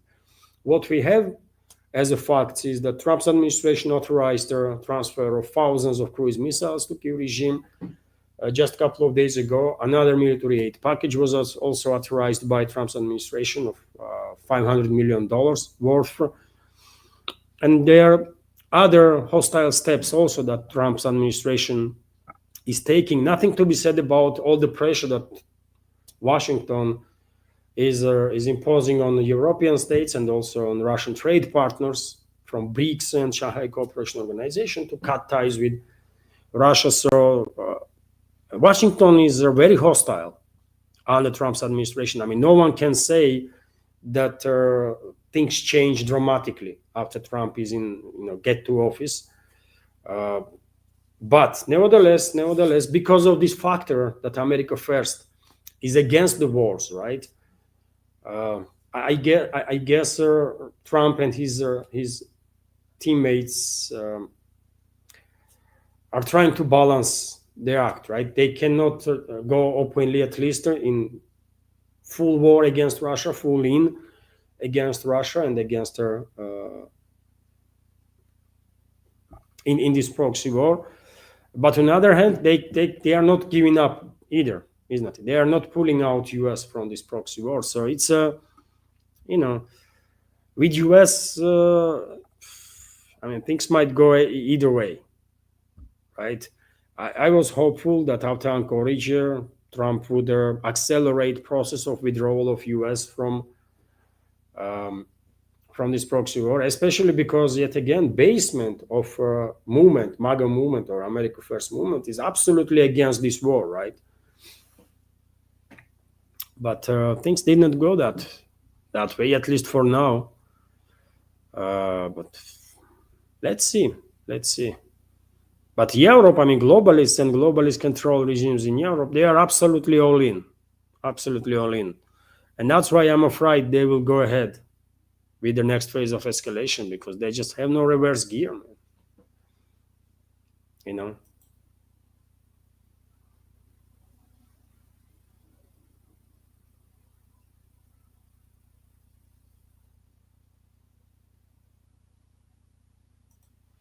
Miki also commenting, I think you're supposed to have the support of your population before you start the war, EU. Yes, I mean, who is asking the people?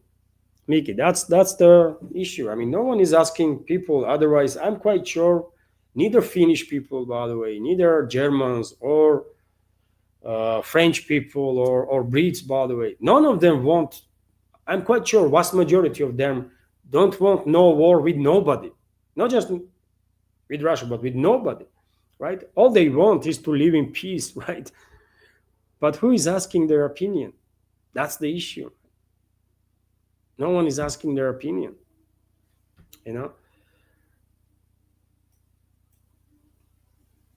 Otherwise, I'm quite sure, man, vast majority of public in the West, even part of public that is Russophobic, by the way, due to propaganda, even that part will be against the war, if you ask them. But no one is listening to them.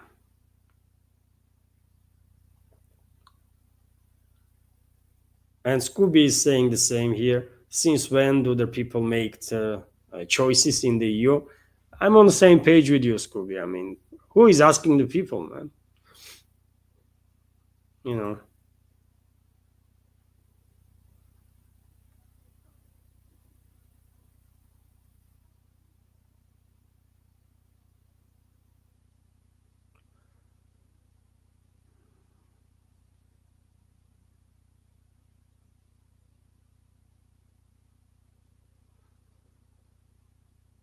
So I'm scrolling now through the chat.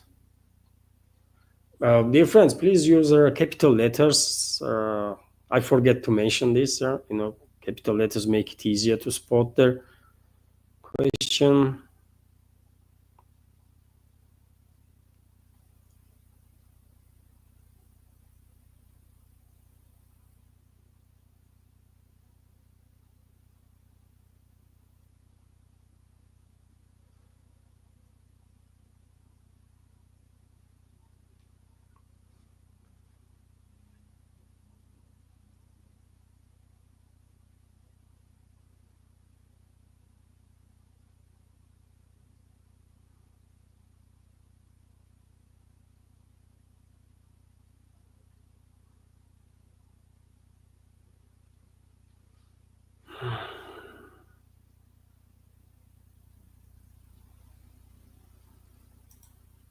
The real one is commenting Russia should move on Kiev as soon as they can, otherwise they will face the NATO in Ukraine. We are facing NATO in Kiev controlled territory already. I mean, since the beginning of special military operation, basically, uh, U.S.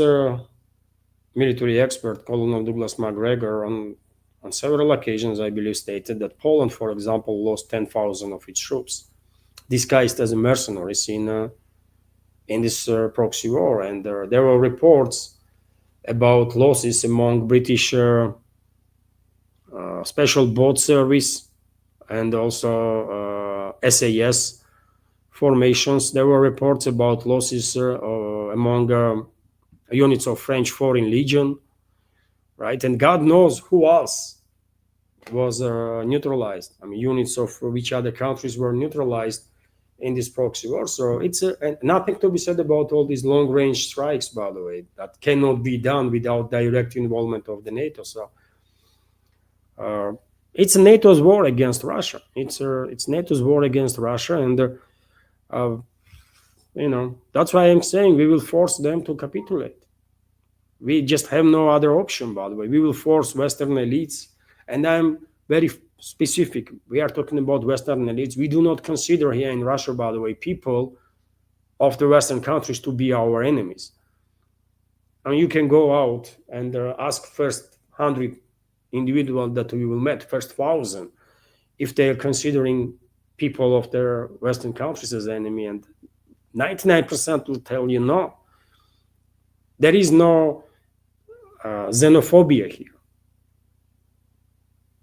In the West, you are facing this Russophobia on daily basis. It's in the propaganda, right? It's a main part of the propaganda to demonize Russia, Russians, everything Russian, right? But here, no. So I'm talking about elites, of course, Western elites, by the way, that are enemies of ours and enemies of people in the West too. I said so many times, isn't it, that Western so-called elites are basically existential threat for humanity, all of humanity. There was a super chat, dear friends, right now on Rumble. Let me highlight this super chat.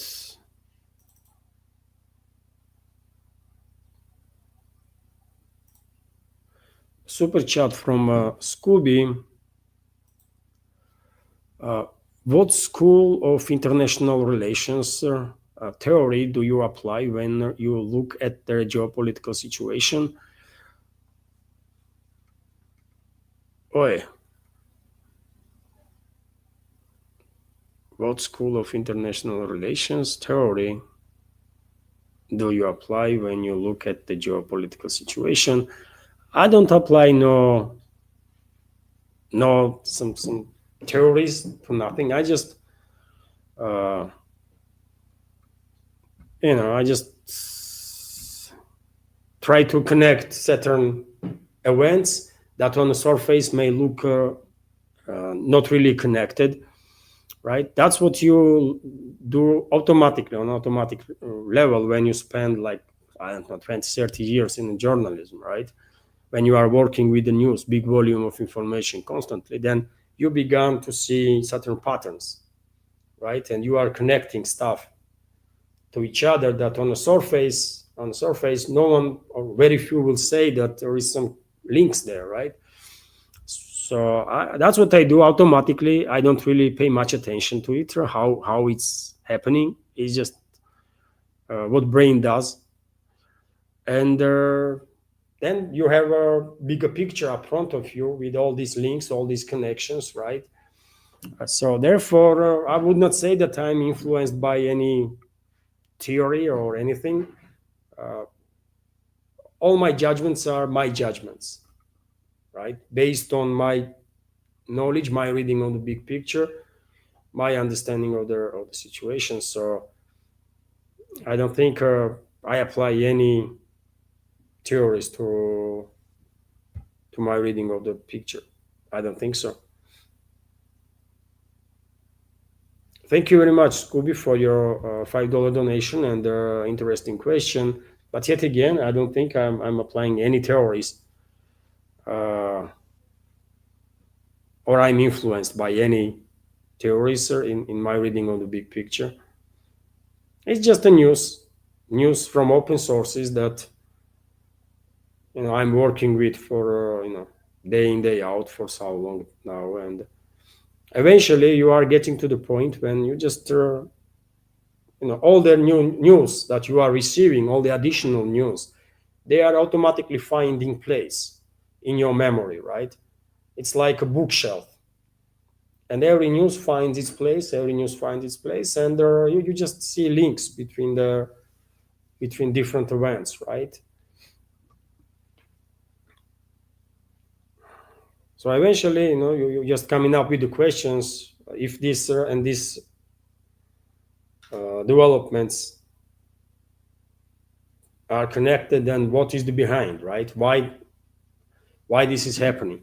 And you are automatically digging in, and then you are linking more and more information to this question, and you are coming up with some answers. Sometimes you might be correct, sometimes you might be wrong, uh, but that's how it works, really.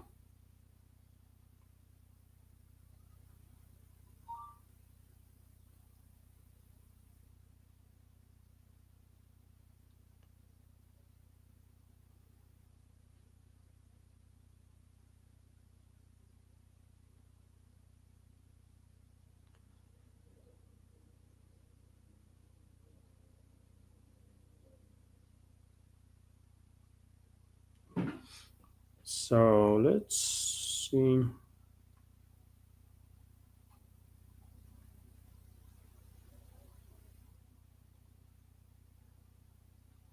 Yes, I mean, many members of our community did commented that it's USSR that built their Bagram Airbase.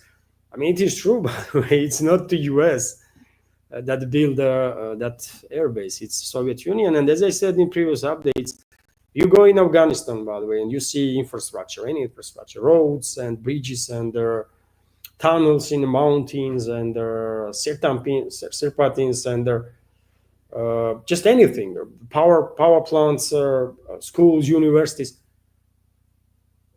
I mean, in vast majority of cases, this is built by Soviet Union. In vast majority of cases, including Bagram Airbase, by the way. So it did not build by US. Trump just don't knows about it because he just don't know stuff, isn't it? He's been chosen as a leading figure by certain influential forces, not because he's well educated or well versed in some geopolitical stuff, but because he knows how to work on the public, right? He's a showman, by the way, and he's attracting people. He knows how to manipulate with public opinion, and he's good at it. I mean, let's acknowledge this, right? He's good at this, and many millions of people in America have actually believed him that he's America first. And very same millions of people now are disappointed because, well, there is nothing America first about policies of the Trump, at least until now, especially when it comes to foreign policies, by the way, right? US is still engaged in these wars, right? And and even domestically, by the way, I spoke about this topic of migration. I mean, according to some reports, there is 20 million illegal migrants in US, 30 million, some say even 50 million.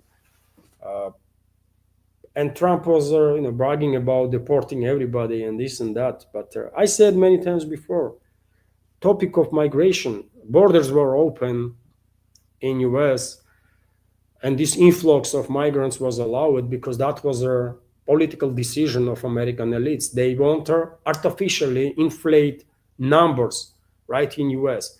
They need 500 plus million people, as far as I can tell, to maintain relevance on the geopolitical scale. And how you're going to reach in a relatively short time this number, 500 million plus? You have to open border, right? You have to open the border. It will create some issues, many issues actually, right? But eventually, after a decade or two or 5 decades, majority will adapt, right? And there you will have a bigger economy. You will have a bigger foundation for further growth, right? That's what is happening, by the way. And that's why I was saying even before Trump took the office that despite all the talks, he will do nothing to actually remove illegals from US. No, for people to see some 10,000, 50,000, maybe 500,000 unlucky ones will be deported actually, right? Just to keep people calm. That you see, I promised and I did it. And many people will be okay with that, forgetting about actual numbers, right? 20, 30, 50 million or whatever it is. I guess no one knows actually how many people illegally entered the US. And so yes, that's what is happening. Even when it comes to internal policies, I did not see anything that Trump does that is America first actually, for American people, right? Statements, maybe, but actions, I don't know. I don't know.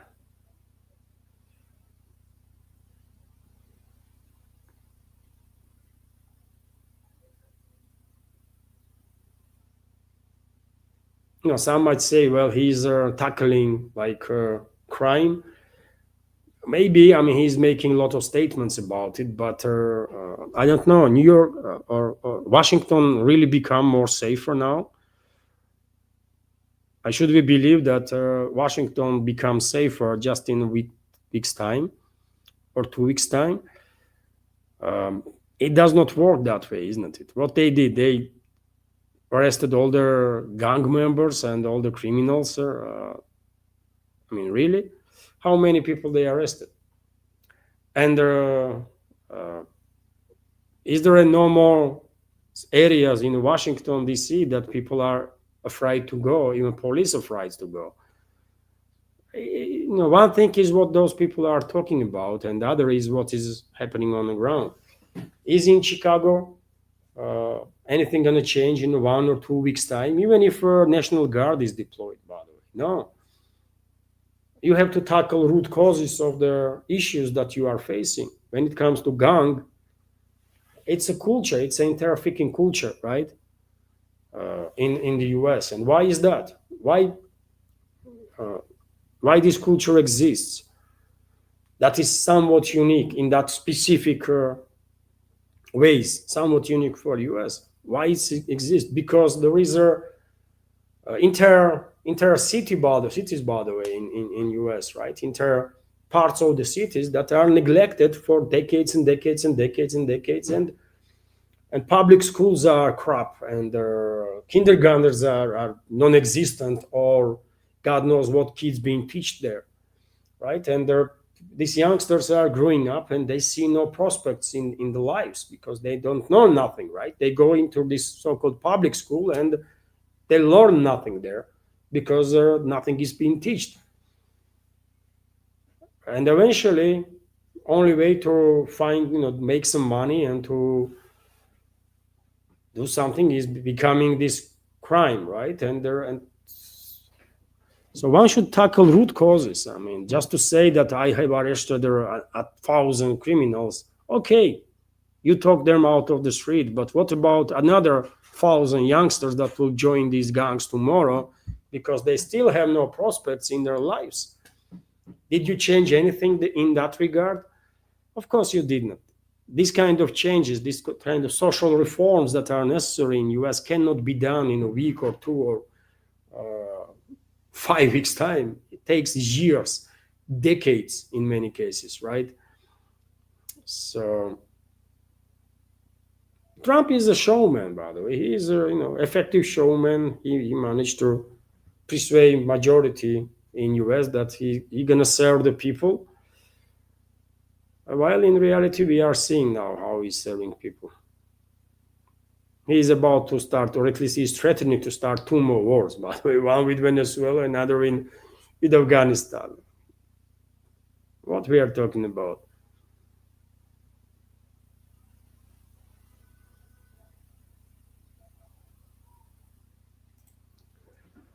Harry Hankinen is commenting NATO and the EU are running out of funds for anything. House is coming. Well, finance is also an issue, isn't it? They're going to steal Russian assets, so they're going to come up with the funds. One way or another, they're going to come up with the funds. I think they can print as much money as they want eventually. But to sustain this proxy war against Russia, money alone will not work, right? They need weapons, they need manpower, and the key regime controlled territory is running out of the manpower. Maybe another year, maybe two, and there will be no one left to actually mobilize there forcefully. And what global is going to do after that? Began sacrificing whom? Polish people? What they going to do after that? So that's the issues that they are actually facing. They are running out of military equipment, and they are running out of people that they are sacrificing, right? That's the big issue. And even though all the statements been made that they're gonna invest so much money in military industrial complex and do this and that, we should keep in mind, dear friends, that Western weapons are extremely over-engineered. That's how Western military industrial complex is working since forever, right? They are able to produce over-engineering equipment, and few of them, right? If Soviet and Russian engineering school was different, Soviet school and Russian school are oriented on effectiveness, right? Weapons have to be effective and as easy to maintain as possible, as simple to maintain as possible, without any over complications. West does other ways. They are creating over-engineered weapon systems, and they are making money not just on selling these weapon systems, but also on maintenance of these over-engineered weapon systems, because something will always break down in that over-engineered stuff, right? And they are making more money on maintenance, actually, than on selling itself, on sales itself. So therefore, no matter how much money they're going to invest, by the way, they're going to produce this over-engineered stuff like 100 infantry fighting vehicles a year. I mean, really? It only takes like 100 FPV drones, by the way, $500 FPV drones, and that's it. Europe and the West in general is in no position to sustain this war much longer, from technical standpoint, much longer than couple of years, maybe, right? And we should keep in mind, by the way, that Russia is alone for now, mainly, right? Yes, Iran helped with their license of Shahed drones. I guess Russia produces those drones with a license from Iran. Also, North Korean troops, of course, participated. I don't know, 10, 20,000 troops.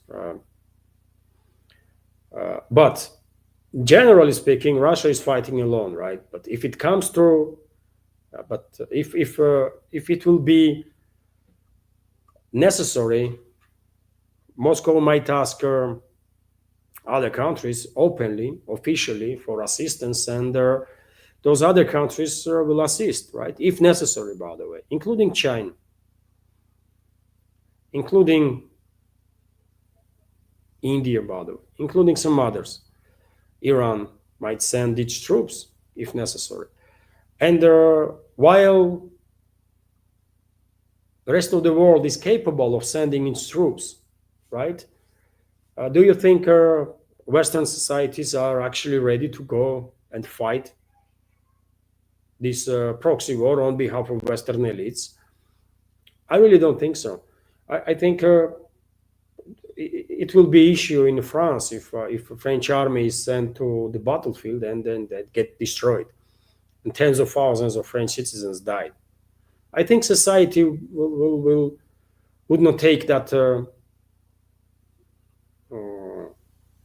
as well as globalists might like, right? They will say, no, man, no, this is not our war. Russia is not attacking us, so why our fellow citizens are dying somewhere in the trenches in Ukraine? What the hell?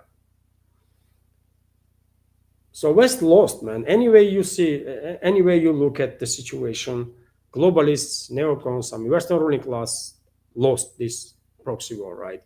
They lost this fight for dominance over the world.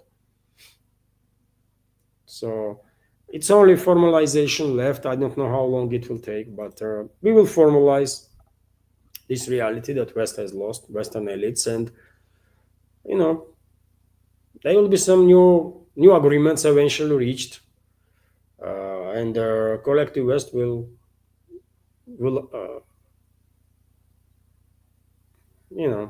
maybe will be isolated for time being, but eventually will join multipolar world because this process movement towards the multipolarity is just inevitable, right?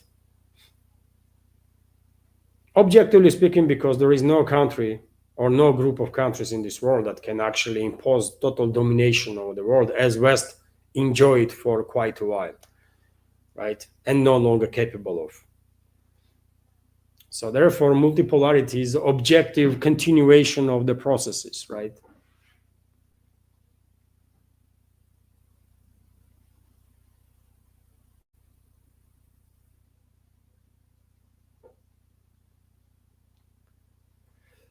So, dear friends, I guess I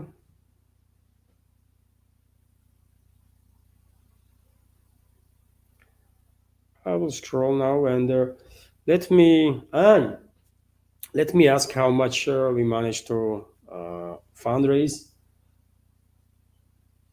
Ань, не-не, я к чему это самое? Можно сказать в сумме сколько там? Не, просто я думаю, я подхожу к концу, короче, стрима. И просто сказать. Okay. So for now, dear friends, we managed to fundraise $40 during this stream. Thank you all, dear friends, for donating. Yet again, quite far from target that $200 was, but nevertheless, many thanks to everyone who donated, of course.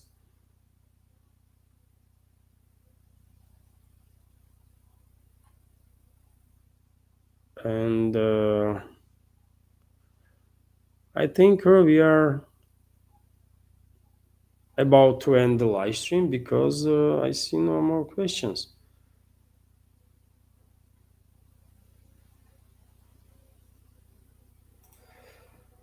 Rumples is asking Levan, are you aware about Poland, Austria, and Sweden are sending emergency preparation booklets for their population to prepare for a war? Poland is telling that they can seize people's homes. Well, I know that there is active propaganda in the Europe, isn't it? That war is coming and Russia will attack this year, next year, year after, and in different countries, different policies being adopted. Basically, I can understand what Western elites are doing. They are scaring the hell out of people because scared people are easier to manipulate, right? And scared people are focused on very different stuff than usually they would. So while on one hand, Western elites are scaring the people, on the other hand, they are allocating whatever funds they want for whatever projects, military-industrial complex, prolongation of this war, and so on and so on.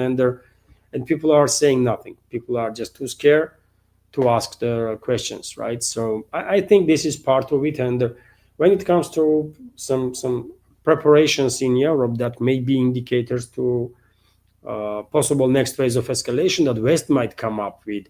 Well, I will notice that in France, in Germany, I believe, in a number of other countries, medical staff was ordered to get ready to receive large number of casualties, right?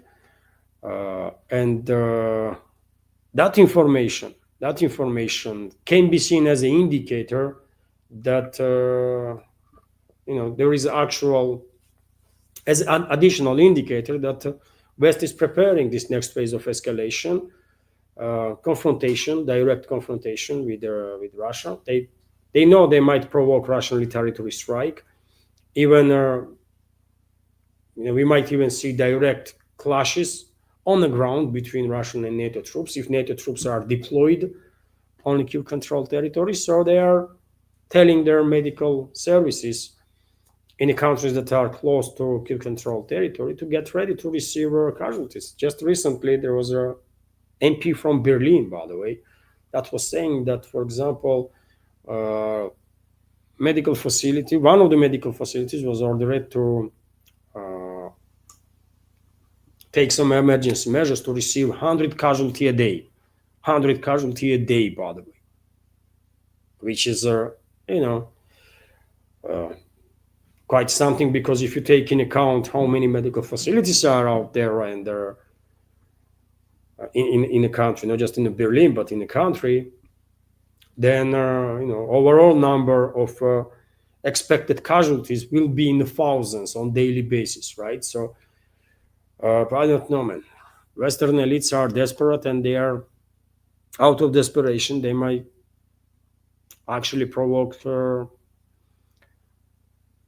some devastating stuff, and they will. I'm afraid they will. They will provoke next phase of. They will go ahead with next phase of escalation. Unfortunately, I think this is going to happen, and Russia will retaliate and retaliate strong. And after that, maybe a couple of more tit for tat exchanges of strikes, and eventually West will capitulate because they will have no other option. They already lost, basically.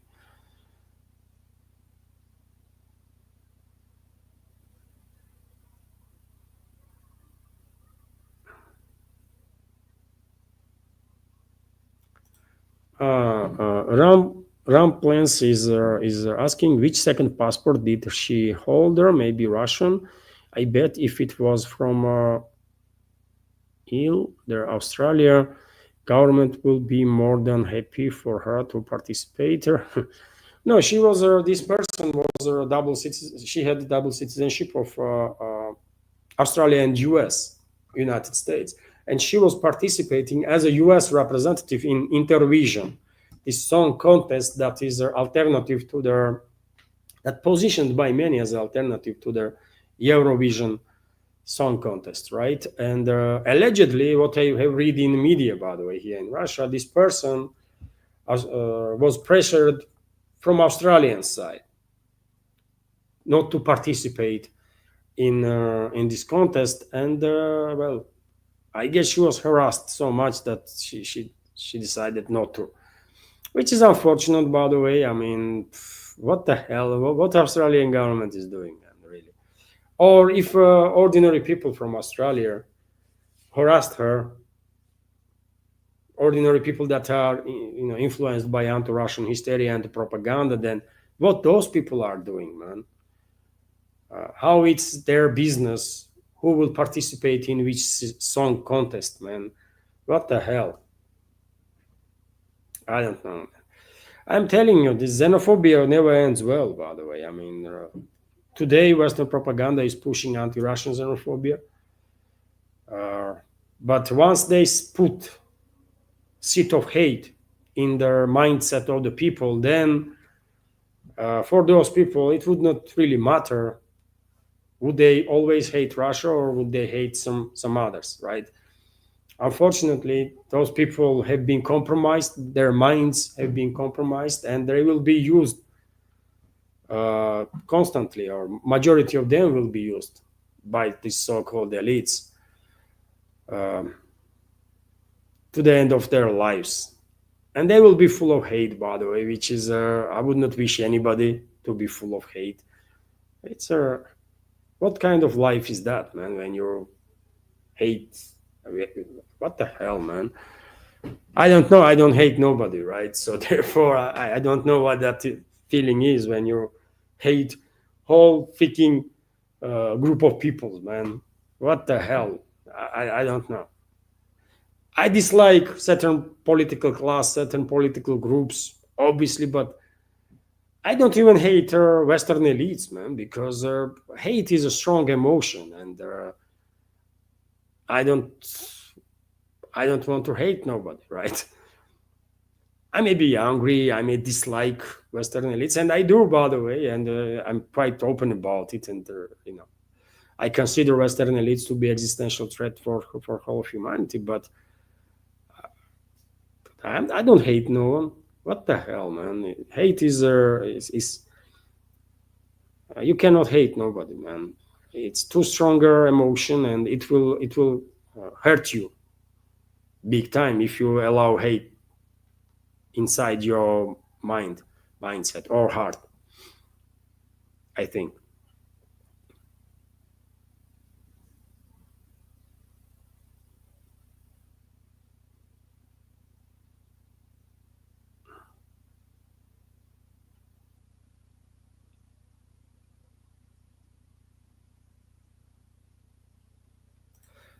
Oh, interesting comment from Alexandria Blaker. I don't know which of us are more Georgian, and I'm on the other one.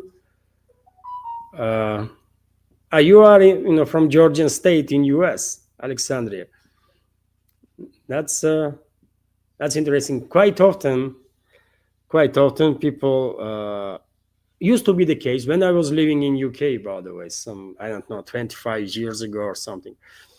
When I was asked, there was groups of people that was not really familiar with the former Soviet republics, and for them, I was Russian, just ordinary Russian. They hear Soviet Union, Russian, okay, right? And sometimes I did try to explain that Georgia is like republic, used to be part of Soviet Union, now it's like independent republic. But you know, when people don't care, why you gonna bother them with explanations, right? Sometimes I did explain, sometimes don't. Russian and Russian, okay. But sometimes people were, when my language uh, become and when I was living in England, my English was better, by the way, much better than it is now, right?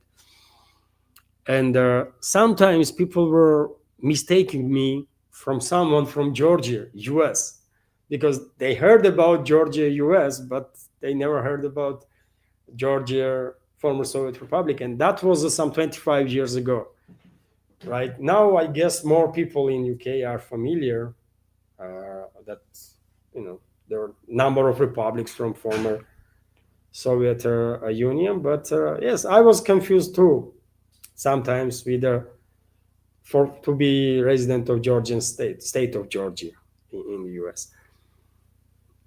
So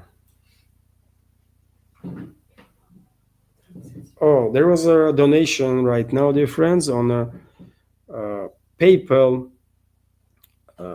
Thank you very much, Dominic, for a $30 donation. Truly grateful. Thank you. And there no comment, right? Thank you very much, Dominic, for your support and $30 donation on the PayPal. And so yes, we are Georgians right now. Right now, I can say I have roots in Georgia because I don't have a Georgian citizenship no more. But ethnically, if we go into ethnicity and culture, then I'm a Georgian Ossetian and gonna be always, right, Georgian Ossetian. But when it comes to citizenship, I'm Russian citizen. Go to Georgia. I definitely recommend you to go to Georgia. It's a wonderful place. You're gonna love it there. And I recommend to come to Russia too. By the way, you're gonna enjoy in both countries yourself.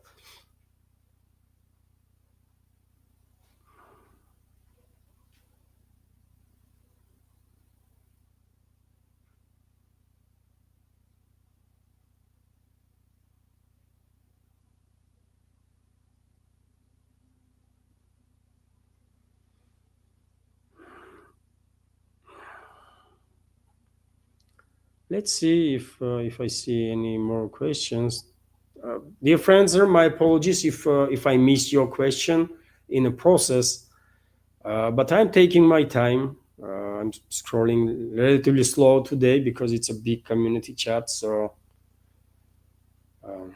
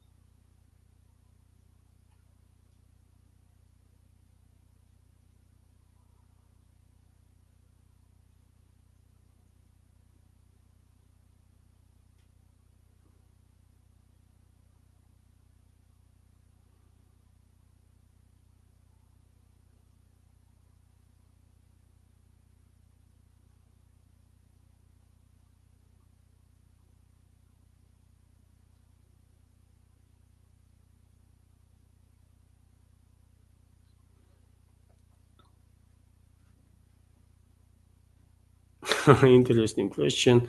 Benz is asking what the paper that Putin published to get the PhD on management of resources. Putin is a lawyer, right? He's a lawyer. Of course, he served in the KGB, but by education, he was studying, law, and you can tell this on his policies, right? He's very focused, everything to be according to law. Very focused, by the way, on that. And I don't know what paper he wrote uh, to defend the dissertation. That's how it's called, PhD. We call it the dissertation. I don't even know if he continued in a scientific field or study. Probably he joined KGB after university, and but who knows? Maybe he still worked, continued studies and reached even doctor status. I don't know nuances of that, but PhD is a Western name. We have like I went to university on Faculty of Journalism, writer. I studied 4 years. Before my course, there was 5 years. My course was the first year with the 4 year studies. And when I finished university, if I wanted to continue, and I was told by university staff to stay in the university and continue study. And eventually, I guess they wanted me to become a staff there in university to teach their students. But I was active journalist, and there are this I chose not to stay in university. I chose to go and focus fully on a work. And what we were defending our diploma. It was called diploma work, right? And we were defending that. And once you defend it, then you will get diploma actually, right? So after that, you were counted as a one that finished this university. I was studying Tbilisi State University, by the way, oldest university in Tbilisi, in Georgia, right? It's like it's Moscow State University.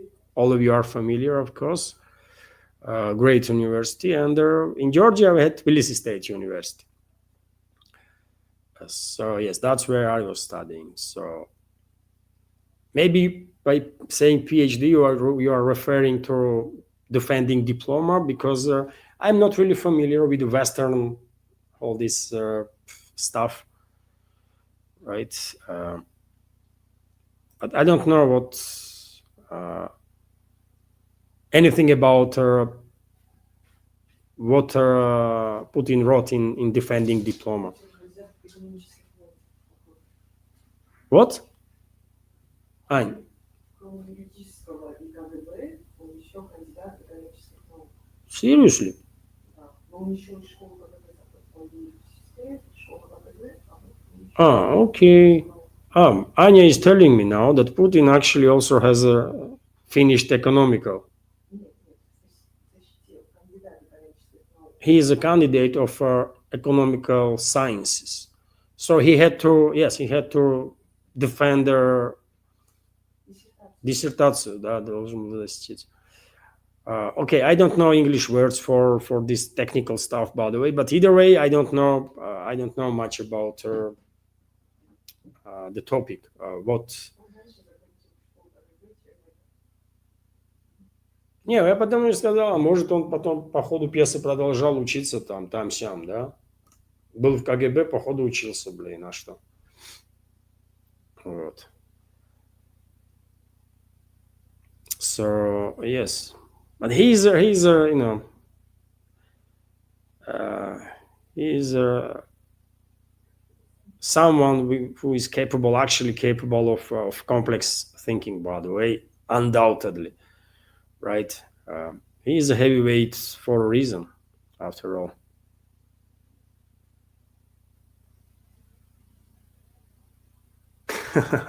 Michael Kennedy is commenting, Trump likes to start a war and then stop it. That's how you get a Nobel Prize. Yes, I mean, yes, it's a funny, isn't it? Someone have to. Okay, we all understand he has a like massive ego and he's narcissistic and all that stuff, and he loves to praise himself, which is, by the way, maybe it's okay in the Western world when you are praising yourself, or maybe it's okay in US political culture when you talk about yourself too much, how great you are and how good you are in this and that. But here in former Soviet Union, by the way, in Russia, in other republics, it's not okay, man. You usually don't talk about yourself much. If you do some good stuff, great, right? Other people will acknowledge your achievements. But if you start bragging about something, even if you achieve something and you will talk about it too much, you will get opposite reaction than you are hoping for. So therefore, we are more humble in a way, right? We don't brag about too much because it's just a bad tone. You just don't do it. In US, it's a bit different, and therefore I don't understand how this even can be that Trump is acting this way, but it is what it is. It is what it is. What we can do about it. Someone should at least give him some paper with their names of their countries that he's talking about, so that he will at least won't mix Azerbaijan with Cambodia and Armenia with Albania and so on, right?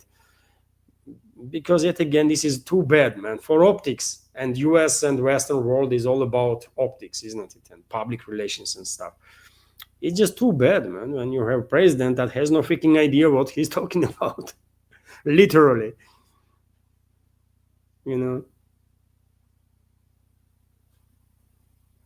How are you gonna mix Cambodia and Azerbaijan, man?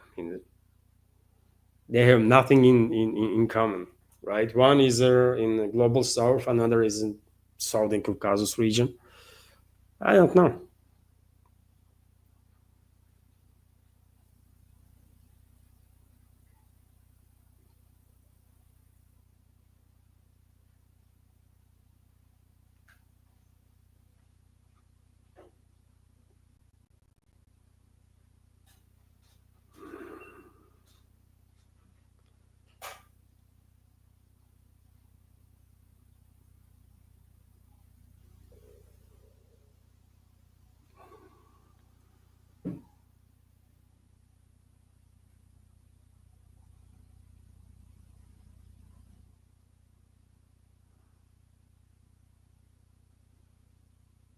And dear friends, I guess I'm getting closer to the end of the chat now.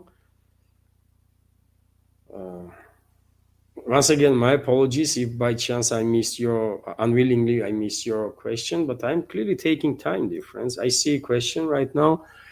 Jim Passarotti is asking, Levan, the West typically uses a major FF before committing to war. Do you think this is a risk of going slowly to the end the war?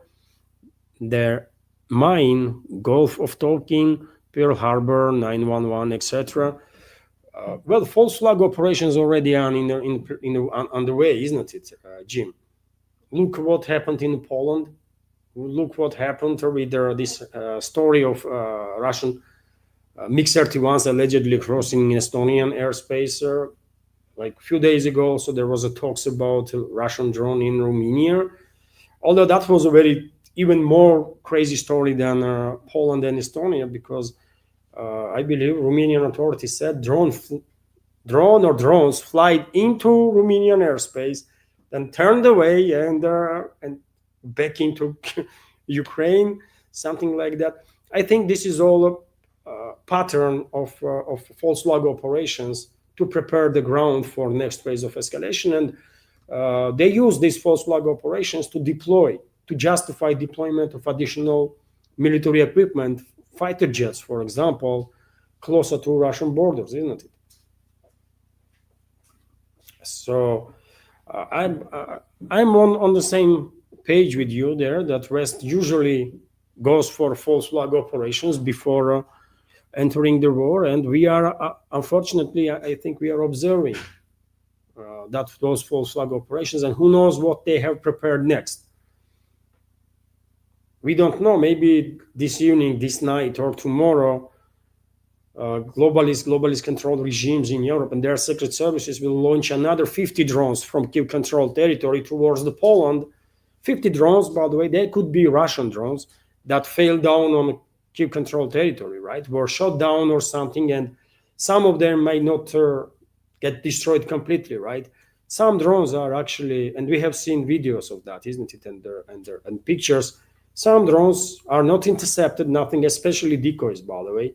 They are just running out of fuel, and because this is a flying wing construction, they are just landing, and who knows, maybe another 50 of such drones were picked already by Western secret services, and they're gonna launch those drones, repaired. If they need some repair, probably they repair those drones, put some fuel in it, maybe even warheads, by the way, you never know. And maybe this night they will launch those drones towards the Poland or towards, I don't know, Romania or Moldova, by the way. And then they will use this false flag operation as a reason to deploy their troops into Moldova, for example. With the Western so-called elites, anything is possible. Who knows what kind of provocations they have pre-planned already. But false flag operations clearly happening. And these stories with the drones in Poland clearly is a false flag operation. And the story with the MiG-31s and the Estonian airspace. Also false flag operation on part of NATO.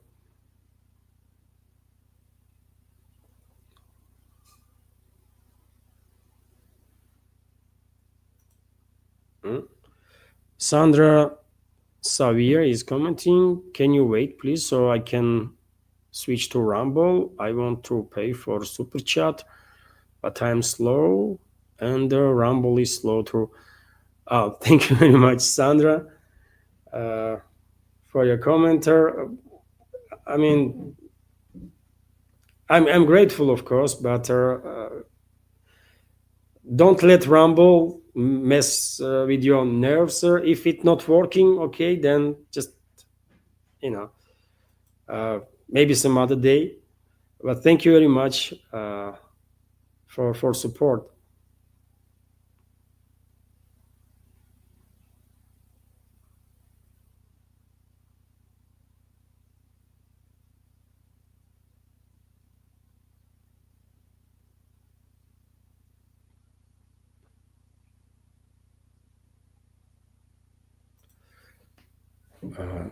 Alexander G is commenting, Trump did largely stop the illegal crossings over the border. Yes, I mean, I can believe in that. that for time being they shut down the border. Actually, not completely. I don't think it is possible to shut down border completely. It's just too long a border. But mainly they shut down the crossings, right? Because they have to do something. I'm telling you, this influx of millions and millions of people into US is a special operation conducted by Uniparty, by American ruling class, because they want artificially inflate their population in US. That's what they are trying to do, I believe. And they are using these different political groups to manipulate with the people. And you see now, some will say, well, you see Trump shut down the border, or Republicans shut down the border, right? Maybe they didn't deport as many illegals as they promised, but at least they shut down border, right? Soon, by the way, going to be another so-called elections, and Democrats going to overtake, right? And Democrats will open border again. And Republicans will start talking about open border. And meanwhile, while all this tit for tat is going on, this political game, US number of US residents is being inflated artificially by tens of millions of people. So that's what I'm talking about. So there may be some temporary measures actually in place to shut down the border, or to do this or that, because you need to create a picture that you are actually doing something, isn't it? But in reality, I mean, I don't know how many people were deported from the US, but I don't think it's millions. While yet again, based on some sources, it's 20 million illegals in US. Based on another sources, 30 million. And yesterday I was watching, goodness me, what was the channel? Big Channel, by the way. I was watching Big Channel, and this host of the channel was saying that even before this so-called migration crisis began, there was 30 million illegal migrants already in the US. So 20 million is on top of that 30, right? So it's then 15 million illegals. I don't know. It's a mess, man. It's a mess. But in any case, the population of US is being inflated artificially big time, right? In tens of millions of people. And that's an intentional policy of the ruling class of the US that is in control of Republican and Democrats too, parties themselves, right? That's what I meant. And sorry that my English is not as sophisticated as I would like, so that I'll be able to explain my understanding on the situation a little better. But if I stay in this field of news and political commentary for a little while,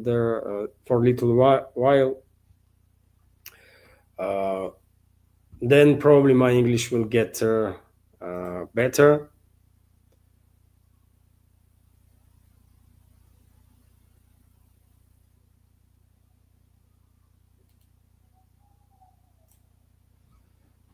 There was a super chat, dear friends, right now on Rumble.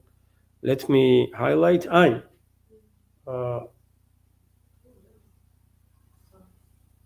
От спрашивает, мол, let me highlight the question. Image file.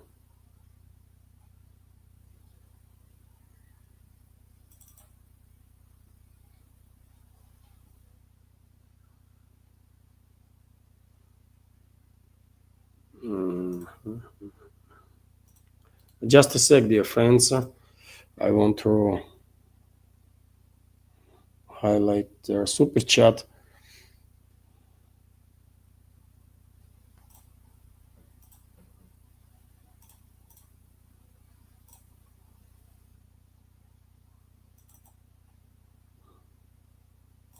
So this is the super chat from Sans. Thank you very much, Sans, for a $5 donation. And comment from Sanzizer. I have several issues with this platform. It's slow and unresponsive. Did you receive my $20 last time? This is question from Sans. During the live stream, there was no donation. Today we had one donation of $20 from Viper, super chat from Viper.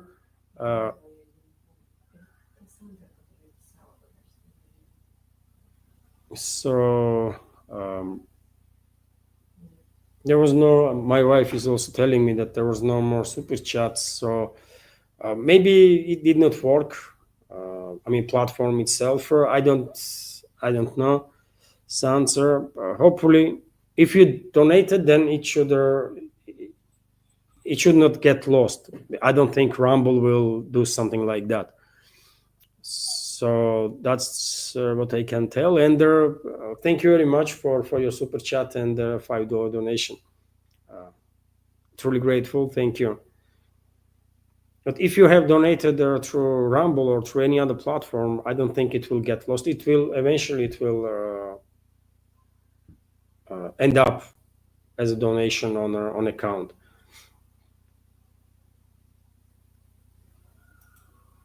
So thank you very much.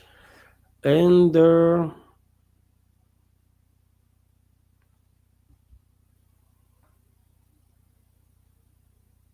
let's scroll.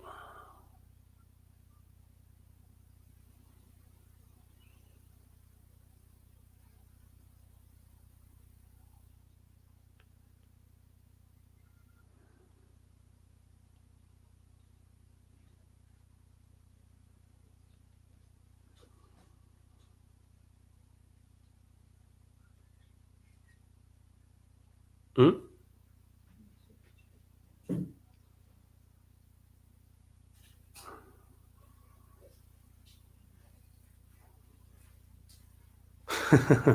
Scooby is commenting, Levan needs to learn Mandarin and move to Chinese platform, I think.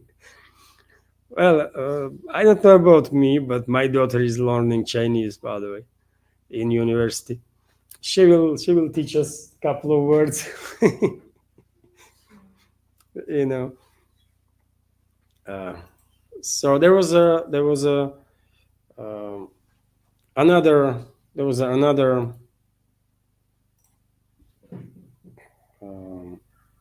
donation, another super chat, dear friends, donation on Rumble. Let me highlight, if I may.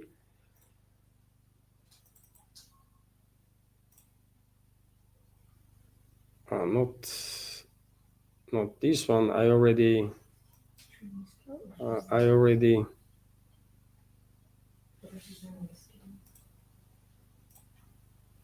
highlighted there.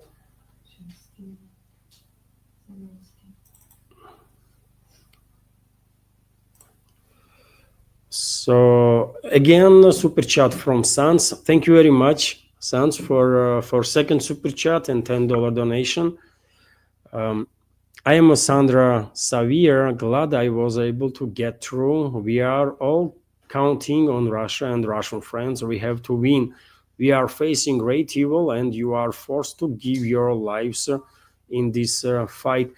Thank you very much, Sandra, for your comment, for sharing, and for your support and donation, super chat. And well, Russia is doing what Russia always does. By the way, Russia stands on right side of history and fights evil. That's how it is, and I'm on the same page with you. Absolutely, we are facing, all of us, all of humanity are facing evil force that Western ruling elites are. These globalists and the neocons and the rest, they are evil force, and we all are in this fight. And Russia is leading the charge, of course. Thank you very much, Sans, for your support and super chat.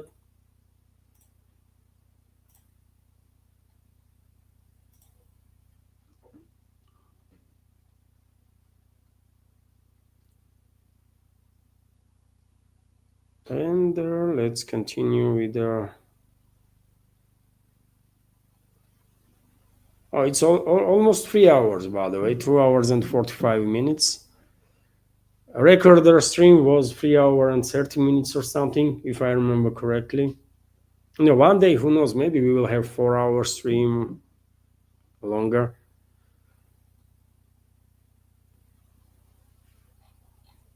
This is enjoyable, by the way.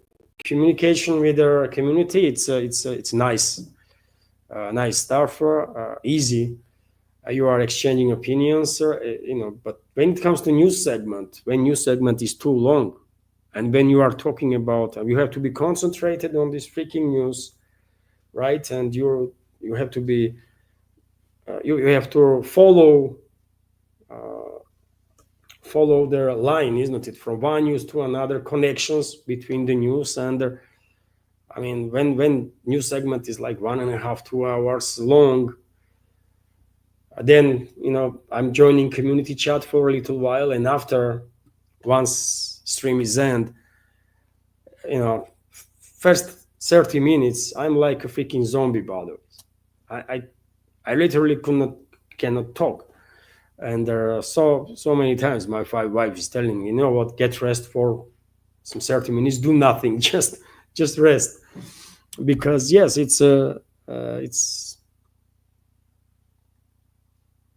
it can be quite a load on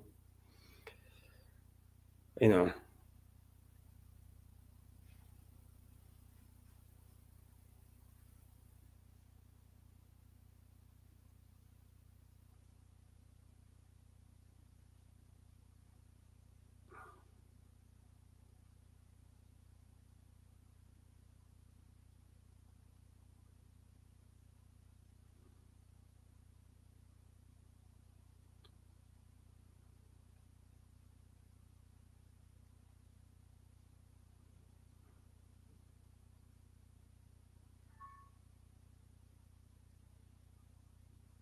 Svetlana Vladimirovna is explaining here, not a PhD, maybe candidate dissertation, which is not as high as a PhD.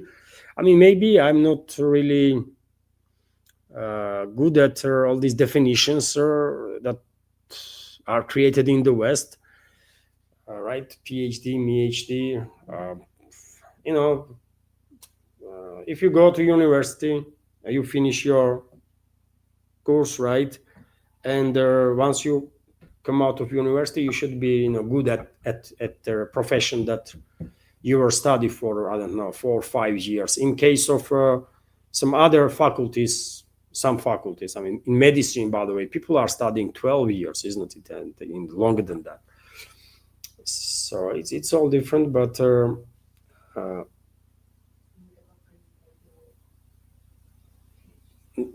a PhD — это как кандидат наук. Oh, okay. I don't know. I mean, when I don't know something, I just say it. I did hear many times PhD, in Western channels, but I don't have PhD, so I just don't know.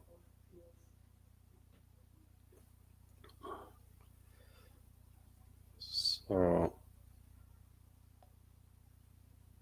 PhD — это доктор.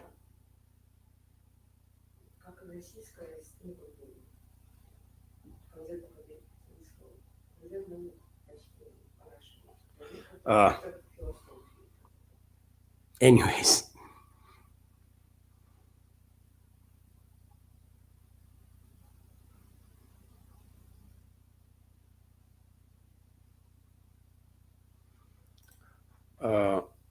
Ram Plenser is commenting, Levan, I love the interview you had with Stanislav Kaprinsky. You should invite her, other guests for a change.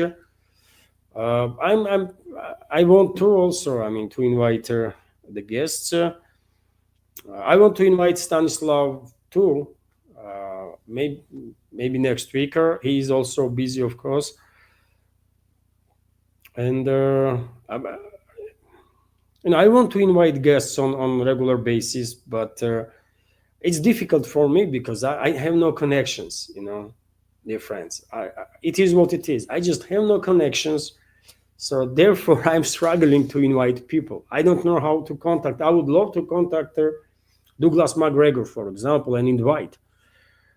I don't know how. I would love to invite Scott Ritter and talk about many topics, by the way, not just about current developments, but some much more serious topics. For example, topic of nuclear non-proliferation and the risks of nuclear disaster, right? And many other topics, right? I would love to invite many other guests, but I don't know how to contact those people. you know, I try a couple of times, and probably all the mails that I find on internet were old ones, no longer used, so there was no replies, right? So I want to invite guests, but it just does not work uh, always, at least. So that's the reason there is very few guests on the channel.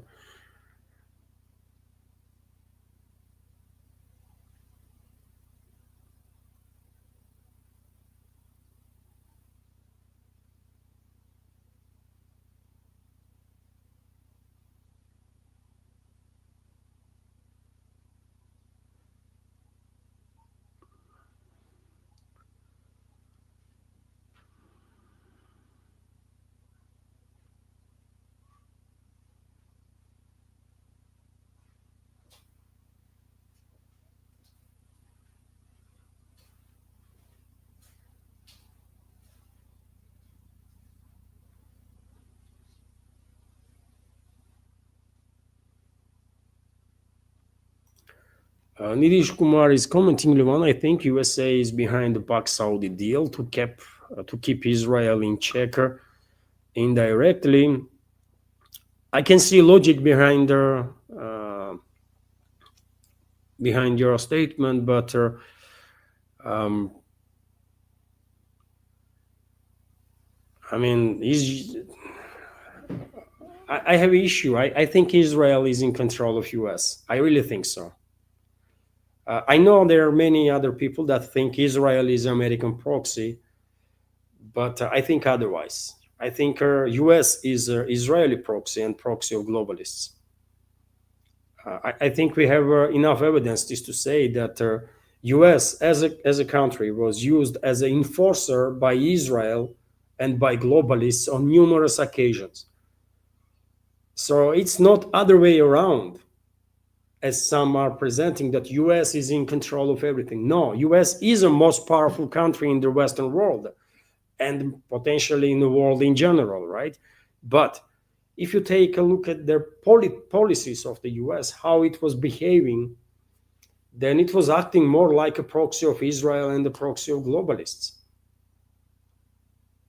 and was used as a hammer, basically, by Zionists and globalists against numerous countries in this world, right? And therefore, I'm not sure US political class actually is in a position to keep Israel in check.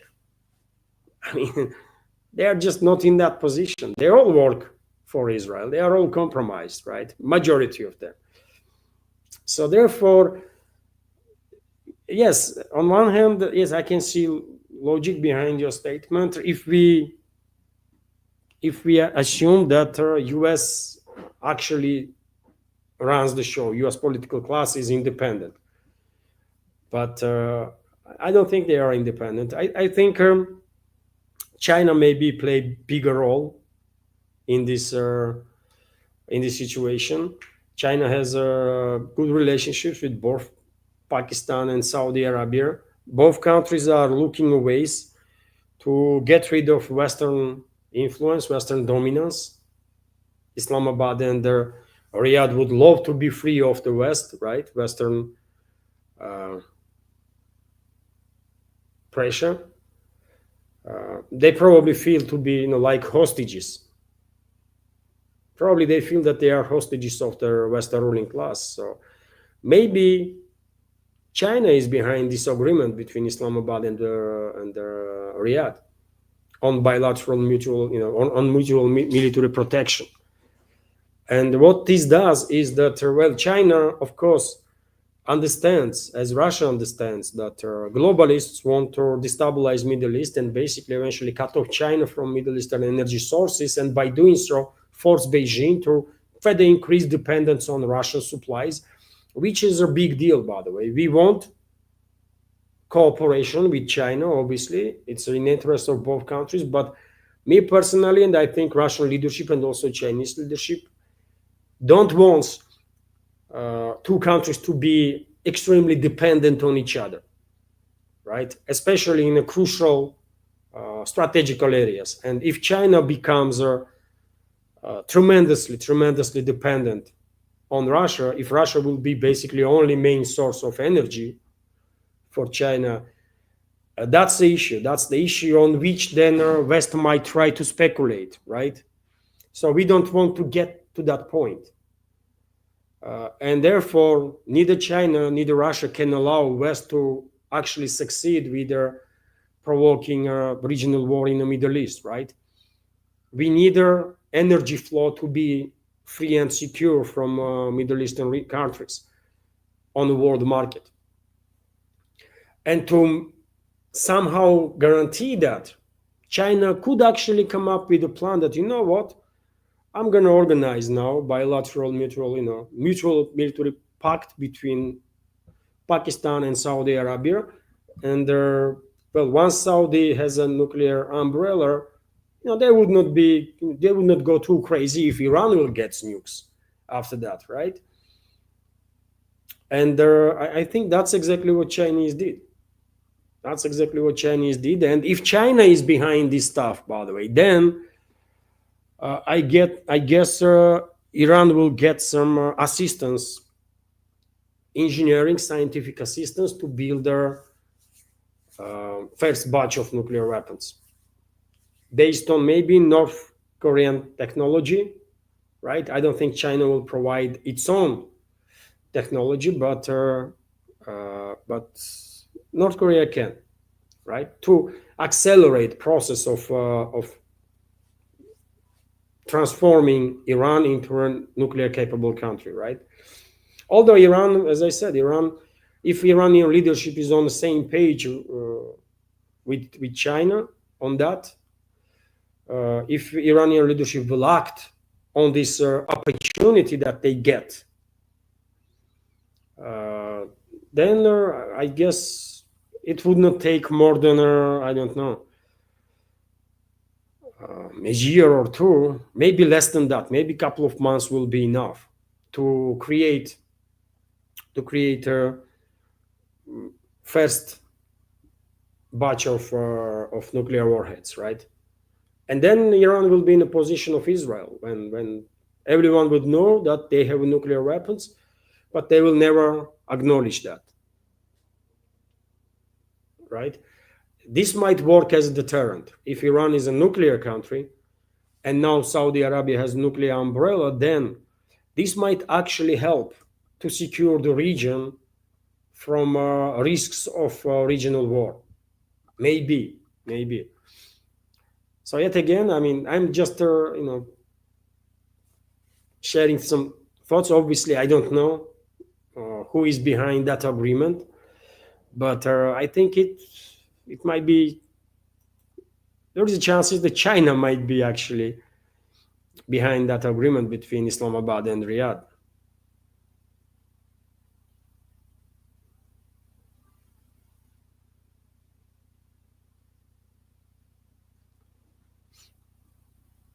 Dear friends, I see some kind words in your comments, and they're truly grateful, dear friends, for your kindness, for your attention. Thank you. I would not highlight those comments because it's as I said, by the way, here we are built differently, right? We are more humble, I guess, than people in the West. Or we don't like to when we don't like to talk about ourselves in a way Trump talks about himself, and also we are quite shy when other people talk about us in a positive manner too. many of us. I mean, the people are different, of course, but so therefore I would not highlight your comments that are very positive. I'm grateful, dear friends.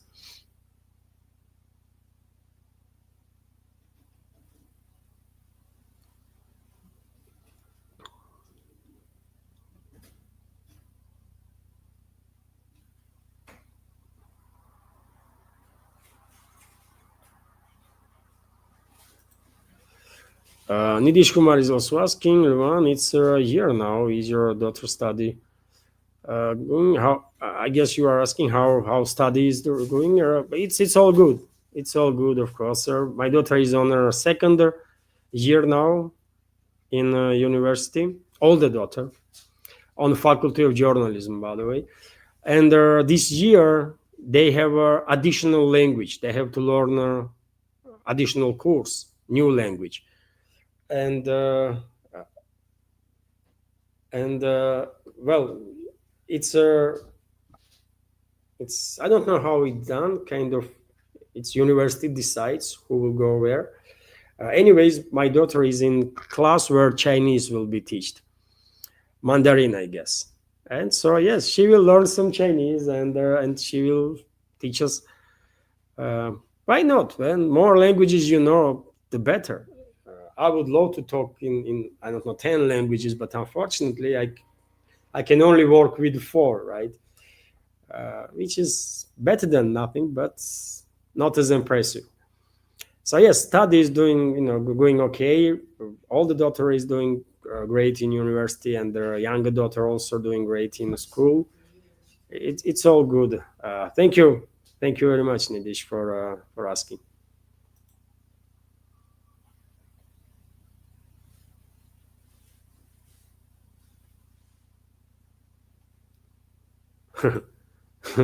Also, Nidish is asking, enough news. What is your hobbies? Oh, hobbies. What is my hobbies? I play chess. I don't.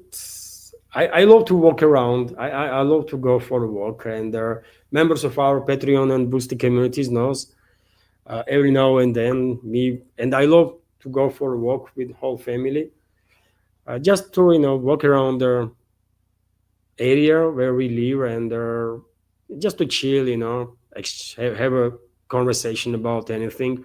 I love that. I love this walk around. So I love to play chess. Uh, I play. You might be surprised, but game World of Tanks. Uh, I have account on World of Tanks, and time to time I play tanks. By the way, to have some rest. Chess helps, and tanks helps too. I mean, to get rid of the news completely, right? Because for 5-10 minutes or half an hour that you are playing these games, you are resting actually, right? You don't thinking about news at that time. So yes, what else, man? I don't really have much hobbies. I don't know. That's it.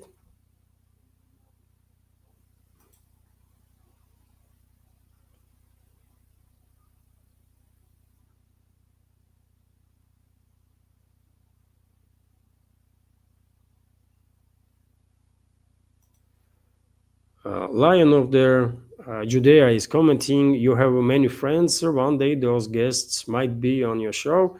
Oh, it would be great.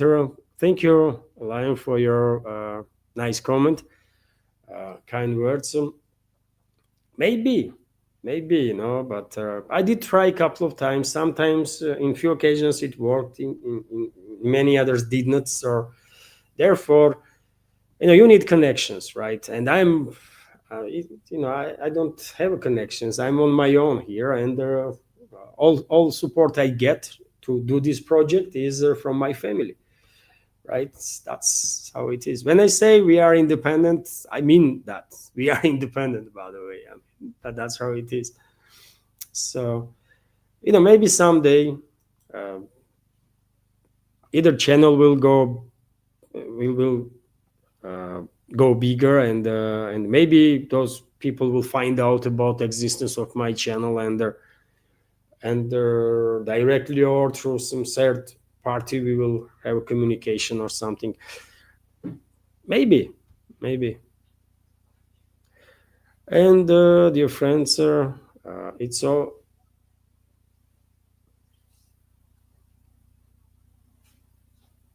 It's more than 3 hours now, dear friends. So, if I may,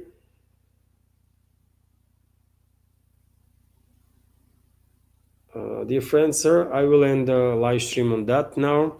Thank you all for your time, for your questions, comments, for your support, dear friends. Truly grateful for this attention. Have a wonderful day, and see you tomorrow. Thank you.